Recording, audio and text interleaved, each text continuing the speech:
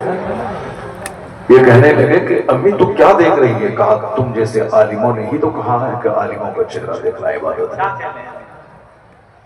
تو انہوں نے تواضع کے طور پر کہا جن کا چہرہ دیکھنا عبادت وہ لوگ قبرستان چلے جائیں۔ اسلام درگور مسلمانی در کتاب، یعنی اسلام قبر میں ہے، مسلمان قبرستان میں ہے، اسلام کتاب میں ہے۔ اب حالات یہ ہیں کہ جس زمانے میں 5 وقت نماز پڑھنے والے عالم، درسگاہوں میں بیٹھ کر قرآن سکھانے والے عالم موجود ہیں، یہی اپنے وقت کا جنید ہے، یہی اپنے وقت کا بایزید ہے۔ جب بایزید کے وقت میں عام لوگ 40 برس تک عشاء کے وضو سے فجر پڑھتے تھے، اشراق چاش تک اوابین ان کی قضا نہیں ہوتی تھی، تب اس زمانے کے جو شیخ ہوتے تھے وہ روزانہ پاؤں پہ کھڑے ہو کے پورا قرآن پڑھتے تھے، 40 ہزار بار درود پڑھا کرتے تھے۔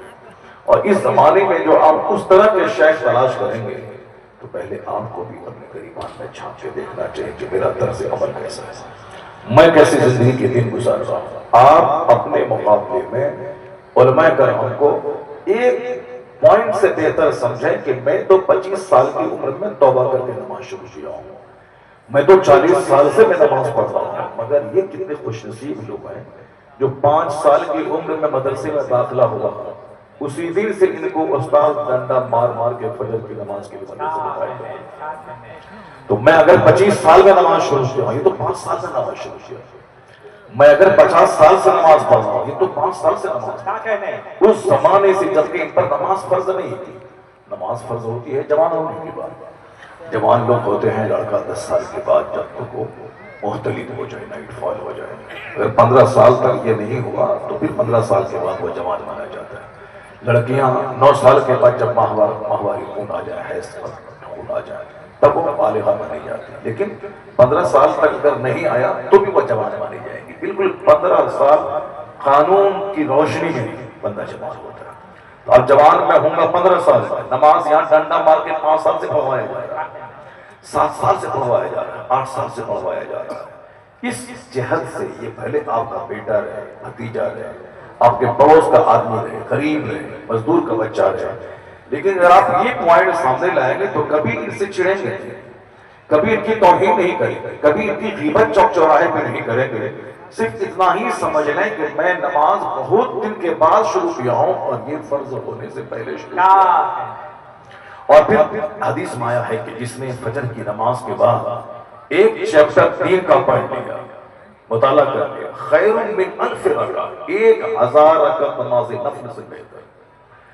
جس نے فجر کی نماز کے بعد بچوں کو لے کے بیٹھ کر اس کو دین سکھانا شروع کیا، 1000 رکعت نماز نفل سے یہ کام بہتر ہے۔ تو کم سے کم آپ یقین تو کریں کہ حدیث پاک جن میں جو فضیلت بیان ہوئی ہے، اس فضیلت کے مستحق یہ لوگ ہیں۔ میں اگر 1000 رکعت نماز نفل پڑھوں، اور کتنا ٹائم لگے گا 1000 رکعت نماز نفل پڑھنے میں، لیکن یہ لوگ صرف 5 منٹ دین کا ایک چیپٹر بچوں کو پڑھا دیں کہ اس کی نیکی میری نیکی سے برابر ہے۔ اور ایک حدیث آیا ہے کہ تدارس العلم ساعۃ من اللیل خیر من احیاء، رات میں تھوڑی دیر دین سیکھنا سکھا دینا پوری رات جاگ کر نفل عبادت کرنے سے بہتر ہے۔ عالم دین عشاء کی نماز کے بعد 10 منٹ یا 1 گھنٹہ بچوں کو پڑھاتے ہیں اور آپ پوری رات نماز پڑھتے ہیں، کیونکہ یہ زندگی لوگوں کو دے رہے ہیں، یہ لوگوں کی زندگی سنوار رہا ہے، اسلام سمجھا رہے ہیں۔ بغیر سمجھے 1 رکعت پڑھنا، بغیر سمجھے 1000 رکعت پڑھنا، اور سمجھ کر 1 رکعت پڑھنا، اس کا وزن بھاری ہو جاتا ہے۔ اس لیے علم کا مقام اپنی جگہ ہے کہ ایک سست عالم، چست عبادت گزار جاہل سے کئی گنا زیادہ بہتر ہے۔ یہ سست ضرور ہے مگر ان کا سینہ نور علم سے بھرا ہوا ہے، کوئی ڈاؤٹ اس کے دماغ میں نہیں، کوئی سسپیشن اس کے دماغ میں نہیں۔ اللہ کے تعلق سے میں نے ایک جاہل کو یہ کہتے ہوئے سنا، دولت مند تھا، ان کا چچا ایک مسجد کا متولی تھا، مسجد کی زمین حرم کے مسلمان بہت دنوں سے کھا رہے ہیں۔ پہلے ہمارے باپ داداؤں نے زمینیں مسجد میں وقف کی تھی، 100 بیگھا زمین وقف کرتے، لیکن اس کا ناخلف بیٹا اسی زمین کو بیچ کے اپنا گھر بنا تھا۔ جب حکومت کا ڈنڈا پڑا ہے تب لوگ بلک رہے ہیں، تب لوگ صاحب ادھر ادھر تاک جھانک کر رہے ہیں، حکومت کے خلاف بول رہے ہیں۔ پہلے تو تم نے وقف کی جائیداد کو برباد کیا اور آپ کی وقف کی بھی پراپرٹی کو بیچ کے کھایا اور وقف کی فصلوں سے اپنا گھر بنایا۔ ذرا غور سے سنیے گا، وہ شخص وقف کی زمین کی فصل کو اپنی ذاتی مصرف میں خرچ کرتا ہے۔ یہ دنیا دارالعمل ہے، دارالجزا نہیں۔ اس دنیا میں شرابی کو بھی چھوٹ دی جاتی ہے، اس دنیا میں زناکار کو بھی چھوٹ دی جاتی ہے۔ یہی وجہ ہے کہ بہت سارے شرابی ہیں جو 25 سال سے پی رہے ہیں، کینسر نہیں ہوا۔ اس زمانے میں بہت سارے لوگ ہیں جو بے نمازی ہیں مگر وہ زمین میں نہیں پھنسے۔ اس زمین پر بہت سارے زناکار ہیں جس پر آسمان سے پتھر نہیں گرا۔ اگر پتھر گر گیا ہوتا، آپ کے مطابق پتھر نہیں گرا سے مطلب اللہ نہیں ہے، معاذ اللہ، ہزار بار معاذ اللہ۔ آپ جو چاہتے ہیں کہ دوسرا گناہ کرے تو فوری سزا مل جائے، اور میں اگر گناہ کروں تو مجھ کو سزا نہیں ملے، مجھ کو توبہ کی توفیق ملے، مجھ کو ٹائم ملے توبہ کرنے کے لیے۔ مگر فلاں آدمی گناہ کیا، فوری جھوٹ بولا، اس کو لقوہ مار دے، زنا کیا زمین میں دھس جائے، ماں باپ کی نافرمانی کی آسمان سے پتھر برس جائے، دوسروں کی زمین ہڑپی اس کے ہاتھ اور پاؤں وہیں گل جائے۔ عام طور پر لوگ یہی سوچتے ہیں کہ جو گناہ سامنے والا کیا ہے وہ دھستا کیوں نہیں، وہ مرتا کیوں نہیں، اس کی دولت گھٹتی کیوں نہیں۔ مولانا صاحب کہتے ہیں کہ جو فجر کی نماز پڑھتا ہے اس کے چہرے کا نور ختم ہو جاتا ہے۔ یہ صاحب میک اپ کر کے بالکل شارمنگ والا چہرہ لے کے سامنے آ رہا ہے۔ مولانا صاحب کہتے ہیں کہ حدیث کا مفہوم ہے جو ظہر کی نماز چھوڑتا ہے اس کی روزی سے برکت ختم ہو جاتی ہے۔ لیکن یہ بندہ 50 سال سے نماز نہیں پڑھ رہا، یہ مکان پہ مکان بنائے جا رہا ہے، مال پہ مال بنائے جا رہا ہے، زمین پہ زمین خریدتے چلا جا رہا ہے۔ آخر کیا وجہ؟ اسی میں کم پڑھے لکھے لوگ کنفیوژن کے شکار ہو جاتے ہیں، ڈاؤٹس اور سسپیشن کے شکار ہو جاتے ہیں۔ ایک بات گرہ باندھ کے آپ رکھ لیجیے، یہ دنیا دارالجزا نہیں ہے، یہ دارالعمل ہے۔ یہ دنیا کام کی دنیا ہے، اس دنیا کی عمر بہت مختصر ہے۔ ہم لوگ گھبرا جاتے ہیں کہ 14 سال ہو گئے کچھ نہیں ہو رہا ہے۔ 14 سال کی کوئی حیثیت نہیں، 14,000 سال کی کوئی حیثیت نہیں، 14,000 سال کی کوئی حیثیت نہیں۔ ہمارے بچے اچھل کود کرتے ہیں، ہمارے بچے ناچتے اور کودتے زیادہ ہیں، یہ صبر سے کام نہیں لیتے۔ 1,00,000 بم سے وہ کام نہیں ہوتا ہے جو ایک معمولی صبر سے ہو جاتا ہے۔ ہمارے بچے ناچ کود کر کے اپنا ہی نقصان کر لیتے ہیں، اپنے ہی جیب میں بھروا دیتے ہیں اور اپنی ہی گردنیں کٹوا دیتے ہیں، اپنی ہی گولی کھا کے اپنی جائیداد کو لوٹوا بیٹھتے ہیں اور سوچتے ہیں کہ میں نے اسلام کا کام کیا ہے۔ اسلام کا کام نہیں ہے، اسلام کا کام ہوتا ہے دھیرج سے ہوتا ہے، صبر سے ہوتا ہے، استقامت سے ہوتا ہے۔ جب اس کے علاوہ کوئی چارہ نہ رہے تو بال بچوں سمیت گردن کٹوا کے کام ہوتا ہے۔ جب اس کے علاوہ کوئی راستہ نہیں رہ جائے تب ایسا نہیں کہ جو کام سوئی سے ہو سکتا ہے اس کے لیے تلوار چلایا جائے، جو کام معمولی سوئی سے ہو سکتا ہے اس کے لیے تلوار چلانے والا عقل مند نہیں ہوتا۔ عقل مند سوئی کی جگہ سوئی استعمال کرتا ہے۔ جو کام ہم ایک لاٹھی سے لے سکتے ہیں اس کے لیے گن کی ضرورت نہیں ہے، جو کام لاٹھی سے نکل سکتا ہے اس کے لیے گن کی کوئی ضرورت نہیں۔ جو کام خاموشی سے ہو سکتا ہے اس کے لیے زبان چلانا حکمت نہیں ہے۔ ہمارے بچے نہیں جانتے، ذرا غور سے سنیے گا، وہ بندہ کیا بولا؟ یہ مسجد کا مال کھاتا ہے، اگر اللہ ہوتا تو اس کو عذاب دیتا، اس کا مطلب اللہ نہیں ہے۔ ذرا غور سے سنیے، کوئی اٹھے گا نہیں یہاں سے، دین سکھا رہا ہوں، سنیے گا غور سے۔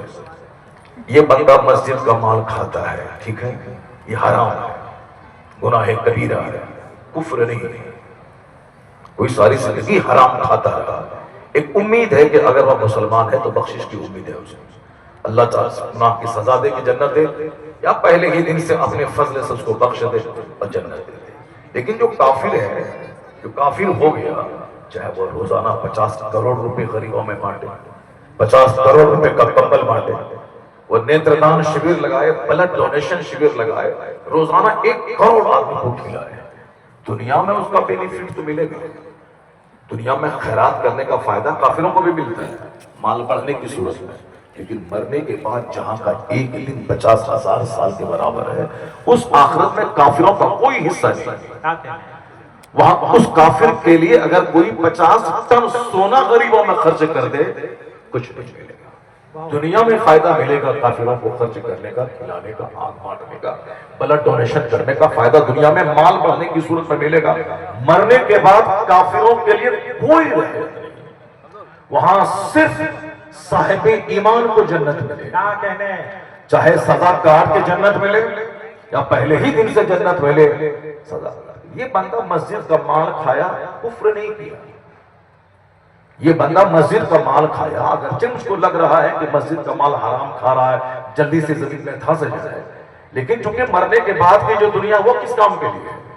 مرنے کے بعد کی دنیا وہ دار الجزا ہے، وہ the day of judgment ہے، فیصلے کا دن ہے۔ مرنے کے بعد قیامت، وہاں رائی تانے تانے کا حساب ہوگا، ہر سیاہ و سفید کا حساب ہوگا، جو اندر میں دل میں چھپا ہے اس کا بھی حساب ہوگا، زبان پہ کیا ہے دل میں کیا ہے اس کا بھی حساب ہوگا، 5 اسٹار ہوٹل میں کیا کر رہے ہیں، گنا کے کھیت میں کیا کر رہے ہیں اس کا بھی حساب ہوگا۔ ہر سیاہ و سفید کا یوم اذن تحدث اخبارہا، جس دن یہ زمین خبریں بتائیں گی کہ اس کی پیٹھ پر شراب کی محفل سجائی گئی یا ذکر خدا کی محفل سجائی گئی۔ یہ زمین گواہی دے گی، جہاں آپ بیٹھے ہوئے زمین گواہی دے گی الہی یہ 5 گھنٹے بیٹھ کر تیرا دین سنا، اس نے تیرا ذکر کیا، اور جہاں 1 گھنٹہ بیٹھ کر غیبت کی محفل سجائی گئی، الغیبت اشد من الزنا، غیبت زنا سے زیادہ سخت ہے، جبکہ زنا اتنا خطرناک کام ہے اگر اللہ تعالیٰ علم سے کام نہیں لے، زناکار کو دیکھے تو آسمان کو زمین پہ گرا دے، لوگوں کے پر بارش کے قطرے بند کر دے، اتنا خطرناک گناہ ہے زنا کرنا۔ لیکن دھڑلے سے شہر دیہات بڑے بے بڑے ہر جگہوں پہ یہ کام ہو رہا ہے، مگر زمین پہ آسمان گر نہیں رہا، فصلیں چل نہیں رہی، آسمان سے بارش رک نہیں رہی ہے، اس لیے لوگ گناہوں پہ ڈھیٹ اور دلیر ہو رہے ہیں۔ ذرا ایک حدیث سناتا جا، غور سے سنیے، حضور فرماتے ہیں لولا بہائم رتع وشیوخ رکع واطفال رکع، ذرا الفاظ کی میلوڈی، اس کی نغمگی پہ غور کیجئے، جس طرح قرآن کریم کے الفاظ اور جملے حسین اور لاجواب اور معنی خیز ہیں، جیسے والعادیات ضبحا فالموریات قدحا فالمغیرات صبحا، یہ ضبحا یہ قدحا یہ صبحا، یہ کیا چیز ہے؟ یہ معنی خیز جملے ہیں، مگر جو الفاظ کا حسن ہے یہ بتاتا ہے کہ صرف خدا واحد کا کلام ہی ہو سکتا ہے، یہ کسی دوسرے کا کلام ہو ہی نہیں سکتا ہے، چونکہ ایسی ترتیب، ایسی سلیقہ بندی، ایسی جامعیت کسی انسان کے کلام میں ہو ہی نہیں سکتی ہے۔ یہ قرآن پاک ہے، والعادیات ضبحا، ایسے پڑھ لیں، والعادیات ضبحا فالموریات قدحا فالمغیرات صبحا فأثرن به نقعا فوسطن به جمعا ان الانسان لربه لکنود وانه على ذلك لشہید وانه لحب الخیر لشدید۔ ذرا جملے پہ غور کریں، سینہ ہل جائے گا۔ یہ الفاظ اور جملے کا حسن بتاتا ہے کہ چاہے دنیا کے سارے لوگ مل کر قرآن کا جواب لکھنا چاہیں نہیں لکھ پائیں گے، نہیں لا پاتے۔ یہی حسن کی ایک جھلک مصطفیٰ کے کلام ہے، قرآن چونکہ اللہ کا کلام ہے اور حدیث مصطفیٰ کا کلام ہے، تو جو حسن آپ قرآن میں پا رہے ہیں اسی حسن کی ایک جھلک حضور کے کلام میں آپ دیکھیے۔ اس حدیث پاک کو دیکھیے، لولا بہائم رتع وشیوخ رکع واطفال رکع لصب علیکم العذاب صبا ولرص رصا۔ ذرا دیکھیے حضور کیا فرماتے ہیں، آقا فرماتے ہیں اگر یہ چرنے والے بے زبان جانور نہیں ہوتے، اللہ اکبر، لولا بہائم رتع رتع رکع رتع، یہ تینوں کا جو وزن ہے اور تینوں کے جو معنی الگ الگ ڈیفرنٹ ہیں، یہ اس بات کی دلیل ہے کہ جیسے خدا لاجواب ویسے مصطفیٰ لاجواب، جیسے خدا کے کلام کا جواب نہیں ویسے حضور کے کلام کا بھی کوئی جواب نہیں۔ سچ کہا اعلیٰ حضرت نے کہ لم یأت نذیر کا فی نظر مثل تو نہ شد پیدا جانا، جگراج کو تاج تورے سر سوئے تجھ کو شہ دوسرا جانا۔ آقا علیہ السلام کی جو زبان اس میں استعمال ہوئی، ذرا غور سے سنیے، ہم اس کے معنی پہ غور کر رہے ہیں، چونکہ الفاظ اور جملے اتنی خوبصورت ہیں کہ آپ کی توجہ دلانا ضروری تھا۔ اور میں کرام یہاں بیٹھے یہ لوگ بھی تنہائی بیٹھ کے غور کریں، رتعن رتعن رکعن، اب تینوں جملے کے معنی ڈیفرنٹ ہیں، مگر وزن جس سے کہ ایک نغمگی کا اظہار ہوتا ہے، یہ صرف مصطفیٰ کے کلام کا حصہ ہے، کوئی دوسرا ایسا لکھ نہیں سکتا ہے۔ اب اس کا میننگ غور سے سنی، حضور کیا فرماتے ہیں، چونکہ یہ اس چیپٹر کے حساب سے یہ حدیث پاک یاد آ گئی۔ حضور فرماتے ہیں کہ اگر یہ بے زبان چرنے والے جانور نہیں ہوتے اور یہ کمر جس کی جھکی ہے یہ بوڑھے نہیں ہوتے اور یہ دودھ پینے والا بچہ نہیں ہوتا تو اللہ تعالیٰ زبردست عذاب تجھ پہ نازل کر دیتا، ایسا عذاب نازل کرتا کہ آسمان سے ایک بوند پانی نہیں گراتا۔ یہ صرف یہ بے زبان چرنے والے جانور ہیں جس کے لیے پانی گرایا جاتا ہے، ان کے لیے گھاس اگائی جاتی ہے، اسی کے صدقے میں دھان اور گیہوں بھی ہو جاتا ہے۔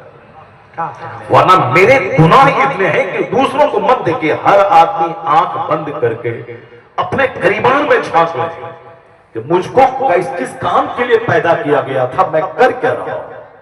قرآن کہتا ہے وَمَا خَلَقْتُ الْجِنَّ وَالْإِنسَ إِلَّا لِيَعْبُدُونِ، ہم نے انسان اور جنات کو عبادت کے لیے پیدا کیا ہے، ہم نے اس کے زندہ رہنے کے لیے زمین بنائی ہے تاکہ اس پہ چلیں، فصلیں پیدا کریں، گھر بنائیں۔ میں نے انسان کے زندہ رہنے کے لیے 7 آسمان کا میں نے شامیانہ بنایا تاکہ ان کا سینہ وحشت سے پھٹ نہ جائے، آسمان کے ستاروں سے ان کی زندگی قائم رہے، آسمان کے سورج سے ان کی زندگی قائم رہے۔ یہ سورج زمین سے کئی گنا زیادہ بڑا ہے، 1-2 گنا نہیں، ہزاروں گنا زیادہ بڑا ہے یہ سورج۔ زمین سورج پر اگر کوئی چلا جائے تو وہاں سے یہ زمین جس پہ 200 سے زائد ممالک آباد ہے، یہ زمین صرف ایک چھوٹا سا نقطہ نظر آئے گا۔ یہ زمین سورج کے مقابلے میں ہزاروں گنا چھوٹی ہے، یہ زمین وہ سورج ہزاروں گنا بڑا ہے، تب جا کے دنیا کے ہر گوشے ہر کونے کو وہ سورج روشنی دیتا ہے۔ سورج ایک آگ کا گولا ہے اور کئی کروڑ میل دوری پہ ہے وہ، مگر ہمارے زندہ رہنے کے لیے بیچ میں ہواؤں کی ایک موٹی سطح اللہ نے بنایا ہے۔ جتنی روشنی کی ضرورت ہم کو زمین پر ہے اتنی روشنی وہ سطح زمین اور باقی اس کی ساری ہیٹ کو وہ چادر روک لیتی ہے۔ اگر چادر بیچ سے ہٹ جائے تو زمین کے سارے سبزے سارے انسان جل کر راکھ ہو جائے۔ یہ زمین اور سورج کا سسٹم ہے، قرآن شریف میں پڑھیں وَالشَّمْسُ تَجْرِي لِمُسْتَقَرٍّ لَهَا ذَلِكَ تَقْدِيرُ الْعَزِيزِ الْعَلِيمِ۔ یہ قرآن علوم و فنون کا جامع ہے، یہ fountain of knowledge and wisdom ہے۔ ہم نے صرف اتنا ہی جانا ہے کہ ہمارے ماں باپ مر جائیں تو برکت کے قرآن پاک کی تلاوت ہو جائے، برکت کے لیے تلاوت اور ہے، شیطان جنات کو بھگانے کے لیے اور ہے، مگر یہ قرآن معانی و مفاہیم کا خزانہ بھنڈار ہے، علم و فن کا سمندر ہے۔ جتنی بھی علوم دنیا میں ہے وہ سارے علوم قرآن کریم سے نکلے۔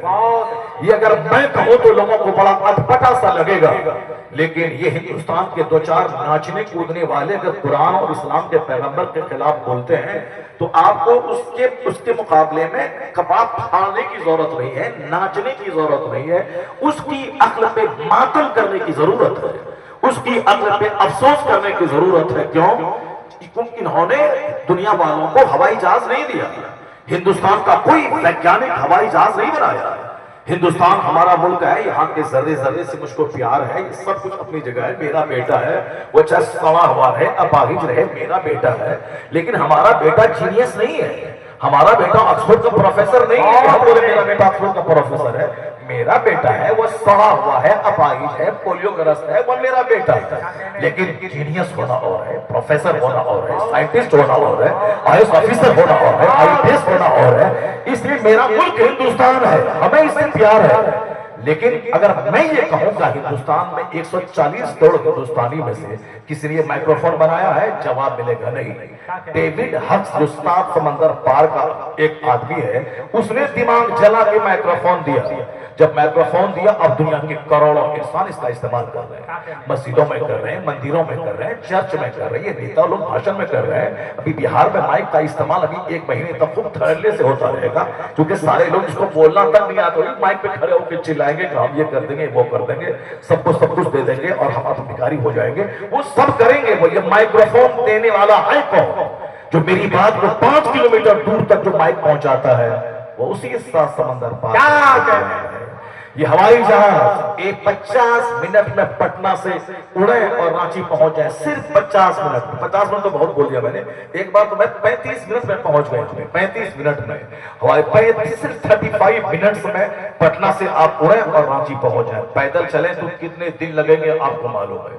آپ رانچی سے اڑے سیدھے جدہ 5 گھنٹے میں آپ پہنچ جائیں، پیدل چلیں گے تو کتنے مہینے لگیں گے آپ کو خود معلوم ہے۔ یہ جہاز دینے والا کون ہے؟ یہ جو ڈینگے مار رہا ہے، اسلام کے خلاف بول رہا ہے، یہ لوگ کہیے کہ بہت بڑے ٹسمار خواہ ہو، بہت بڑے فتوان ہو، بہت بڑے تم پڑھے لکھے آدمی ہو، جو ادھر ادھر اسلام کے خلاف کہ ہم کو آئی لو محمد کا نعرہ پسند نہیں ہے، بہت بڑے فتوان تو ہو، یہ بتاؤ کہ 140 کروڑ ہندوستانی میں کسی نے ہوائی جہاز بنایا ہے؟ دنیا کے 800 کروڑ لوگوں میں سے ایک بندہ ہے امریکہ کا، 2 بھائی رائٹ برادرز۔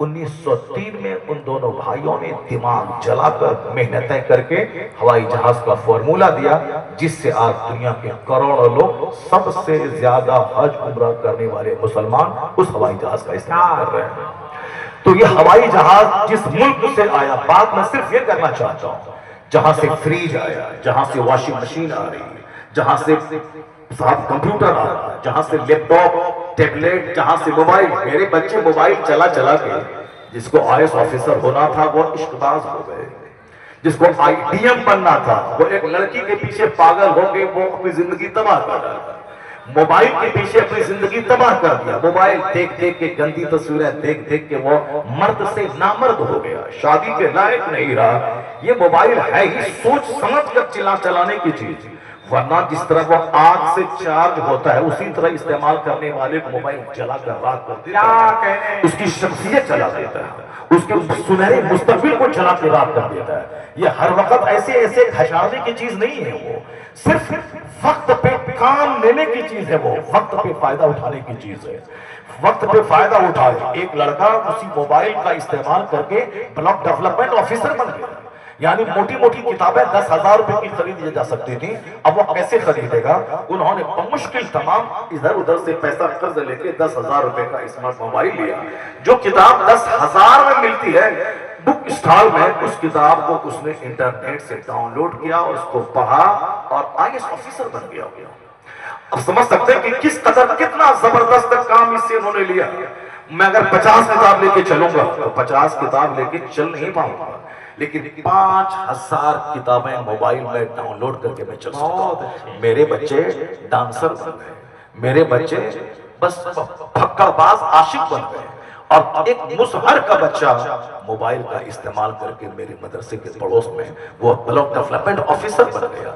میں صرف اس کے استعمال کی بات کر رہا ہوں، یہ چیز بہت اچھی ہے، اتنی اچھی چیز ہے کہ حافظ و قاری لقمان صاحب نے اسی موبائل کے ذریعے مجھ کو اپنے مدرسے میں 5 بار انہوں نے دعوت دی، ایک بار بھی نہ خط لکھا نہ بن مشافہ مجھ کو انہوں نے دعوت دی، اسی موبائل کے ذریعے انہوں نے دعوت دی اور میں پہنچ گیا، اسی موبائل کے ذریعے ٹکٹ بنا کے بھیجا، میں پہنچ گیا، اسی موبائل سے امریکہ میں جو میرا دوست رہتا ہے اس سے 1 سیکنڈ میں بات ہو جاتی ہے، کتنی اچھی چیز ہے۔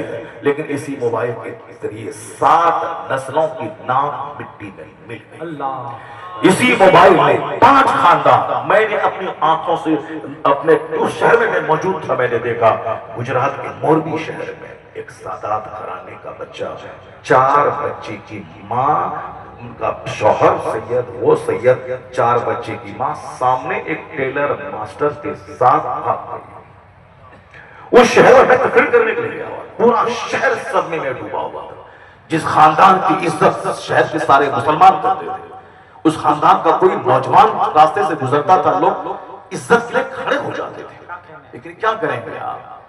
ایک 4 بچے کی ماں ہونے کے باوجود اپنے باپ کی عزت، اپنے سسر کی عزت، جو کہ دونوں باپ سسر دونوں آپس میں سگے بھائی، یعنی دونوں چچازاد بھائی بہن ہیں، اپنے باپ کی عزت، اپنے سسر کی عزت، اور دونوں کا دادا ایک ہے، دادا کی عزت، یعنی سبوں کی عزت کو مٹی میں ملا دیا۔ آپ بھی دیکھتے ہوں گے اپنے گاؤں سماج میں کہ صاحب ناتی پوتے والی ایک خاتون، ابھی 1 سال پہلے میرے محلے کی ناتی پوتا والی خاتون ایک غیر مسلم کے ساتھ آ گئی، ناتی والی پوتا والی۔ یہ موبائل، اس لیے کبھی کبھی اتنا غصہ آتا اس موبائل کو دیکھنے کے بعد، نہ جانے کتنی عزتیں نیلام ہو گئی، کتنے گھر برباد ہو گئے۔ بیٹے کی اس حرکت کو دیکھ کر کام زہر کھا کے مر گئے۔ بیٹی جب سب خاندان کی ناک کٹوا کے بھاگی، ماں صدمے سے جان دے بیٹھی۔ ابھی بھی آپ 24 گھنٹے ایسے موبائل چلائیں گے جیسے کہ قرآن شریف کو رحل میں رکھا جاتا ہے، اس عزت کے ساتھ ہمارے چھوکرے ایسے ایسے لے کے چلتے ہیں جیسے کہ قرآن شریف کو رحل پہ لے کے چل رہا ہو۔ 5 لاکھ کا موبائل امریکہ کا یہودی وہ یہاں رکھتا ہے، پیچھے رکھتا ہے، ضرورت ہوئی بات کیا پھر یہاں رکھتا ہے، اور یہ چوری کا 10,000 روپے کا موبائل یہ ایسے ایسے لے کے چلتا ہے، ایسے لے کے چلتا ہے۔ اگر موبائل سے تم ڈی ایم بن جاؤ میرا کلیجہ ٹھنڈا ہو جائے، اگر موبائل چلا کے آفیسر بن جاؤ میرا کلیجہ ٹھنڈا ہو جائے، اگر موبائل چلا کے تم کالج کا پروفیسر بن جاؤ میرا کلیجہ ٹھنڈا ہو جائے گا۔ دل اس وقت جلتا ہے کہ تم اگر موبائل کا استعمال زیادہ نہیں کرتے تو واقعی تم ڈی ایم بن جاتے، ماسٹر بن جاتے، پروفیسر بن جاتے، لیکن اسی موبائل نے تم کو کہیں کا نہیں چھوڑا، چپراسی تک نہیں بن پائے، بلکہ پڑھنے گئے کوٹا وہاں سے ایک چھوکری کو تم وہاں سے لے کے چلے آیا۔ اس کا مطلب ہے کہ ہوش سنبھال کے اس چیز کا استعمال کرنا ہوگا، نیک لوگوں کی صحبتوں میں رہنا ہوگا، کتابوں کا مطالعہ کرنا ہوگا، اپنے باپ دادا کی آبرو کا خیال رکھنا ہوگا، تو تمہیں ان کافروں کے مقابلے میں زیادہ پڑھنا لکھنا ہوگا۔ صرف جھنڈا لے کے لکھ لو گے تو مار کے کھاڑ کھینچ دیں گے اور جیل میں سڑا دیں گے، اس لیے جھنڈا لے کے ڈنڈا لے کے سڑک پہ مت نکلو، بلکہ ہاتھ میں قلم لے کے بینک کا مینیجر بن جاؤ، آئی پی ایس آفیسر بن جاؤ، آئی پی ایس آفیسر بن جاؤ، یہ وقت کی ضرورت بن جاؤ، یہ تمہارا غلام بن جائے گی، تم نے جو کام 1000 ڈنڈے سے نہیں ہوتا وہ کام ایک قلم سے ہو جائے۔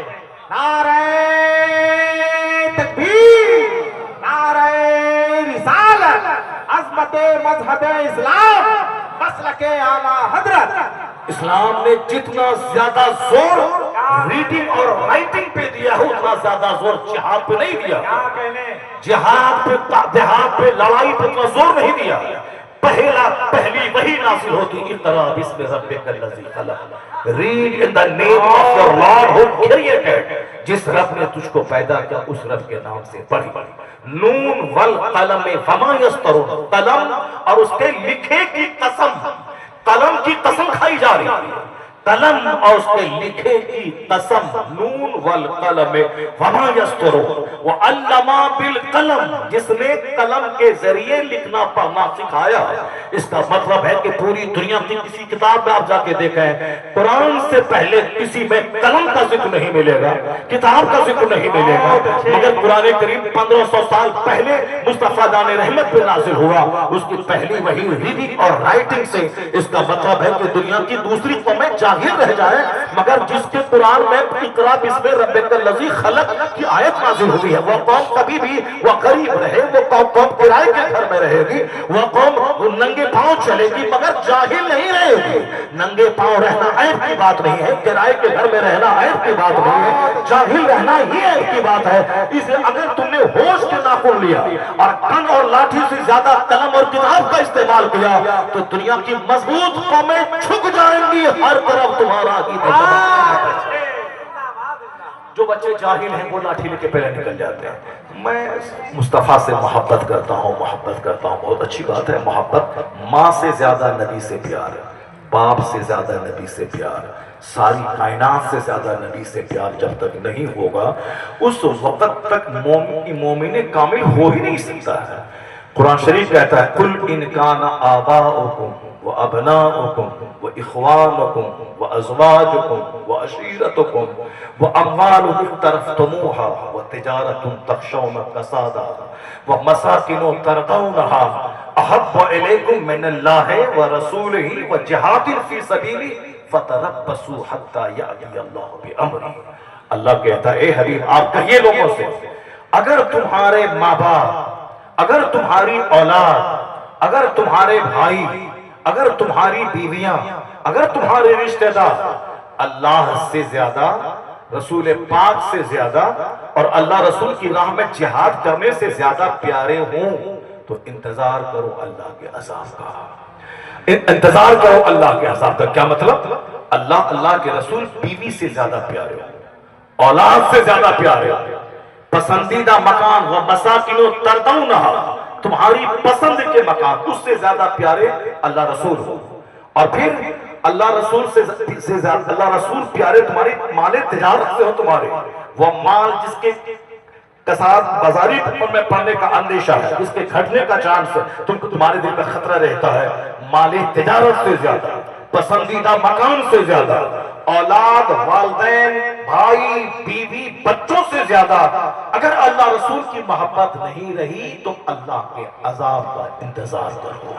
اس کا مطلب ہے مکان میں ہے، بیوی بچے ہیں، نماز فجر کے لیے اذان ہو رہی ہے، حضور نے کہا ہے نماز فجر کی 2 رکعت دنیا اور دنیا میں جو کچھ ہے اس سے بہتر ہے، اس سے دنیا و مافیہ سے بہتر ہے 2 رکعت نماز۔ مؤذن چیختا رہا، یہ رات کے 2 بجے تک موبائل چلاتا رہا اور دن کے 10 بجے اٹھا، جبکہ عشاء کی نماز کے بعد دنیا کی بات کرنا مکروہ ہے، اسی لیے مکروہ ہے کہ نماز فجر قضا ہو جانے کا اندیشہ ہے، اس لیے مکروہ ہے، تب دنیا کی باتیں کرنی مکروہ ہے۔ اور تو پھر یہ ساتھ موبائل چلانا، گپ سڑکا کرنا، فری فائر کھیلنا، اس کے بعد جہاں جوش میں آ کر کے ایک بار نکل جانا ہمیں مصطفیٰ سے پیار ہے، یہ پیار نہیں، یہ دعوی پیار جھوٹا ہے۔ مصطفیٰ سے پیار اس کو ہوگا جو مصطفیٰ کی آنکھوں کی ٹھنڈک کو پہنچانے کے لیے علاقے کی سردی میں وضو کر کے مسجد پہنچ جائے گا۔ داڑھی مونڈتا تھا، اب وہ بولے آئی لو محمد، میں مصطفیٰ سے پیار کرتا ہوں، میرے حضور نے کہا ہے کہ داڑھی بڑھاؤ، مونچھیں کٹاؤ، میں داڑھی اب چھوڑ دوں گا، ہمیں مصطفیٰ سے پیار ہے، حضور نے کہا۔ بے نمازی آدمی چہرنمی ہے، حضور نے کہا نماز میری آنکھوں کی ٹھنڈک ہے، آج سے میں توبہ کرتا ہوں، آج سے میں نماز پڑھوں گا۔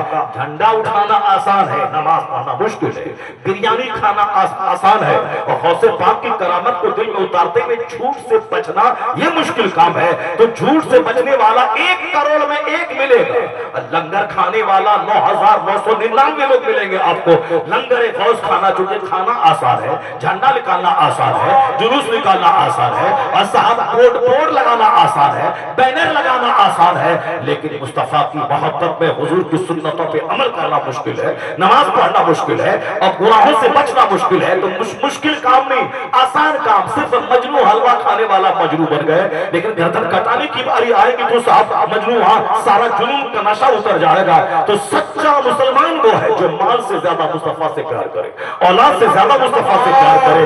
وہ مدینے کی عورت کی کہانی تو پڑھ لیتے جن کا شوہر میدان بدر میں، میدان احد میں شہید ہو گئے، جن کے 4 جوان بیٹے شہید ہو گئے، مگر وہ کہتی ہے بتاؤ مصطفیٰ کیسے ہے؟ کہا تیرا شوہر شہید ہو گیا، کہا انا للہ و انا الیہ راجعون، بتاؤ مصطفیٰ کیسے ہے؟ کہا تیرے 4 جوان بیٹے شہید ہو گئے، کہا انا للہ، بتاؤ مصطفیٰ کیسے ہے؟ کہا تمہارے شوہر شہید ہو گئے، بیٹے شہید ہو گئے، کہا ہاں۔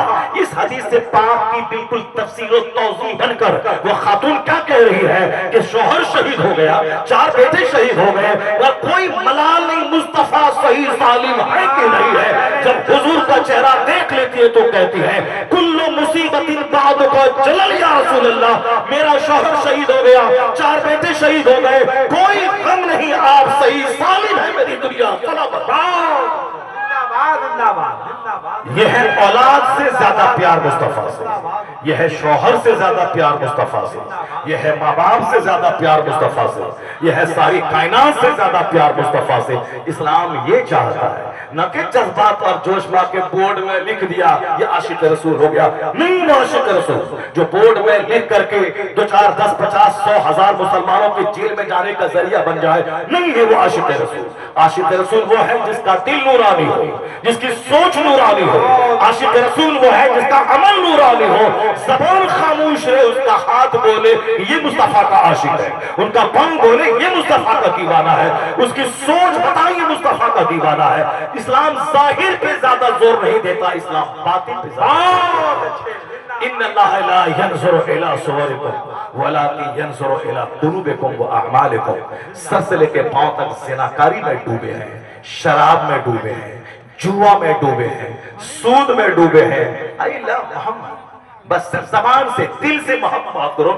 جس دن دل سے پیار مصطفیٰ سے ہو گیا، ایک وقت کی نماز چھوڑنا حرام اور گناہ کبیرہ ہے.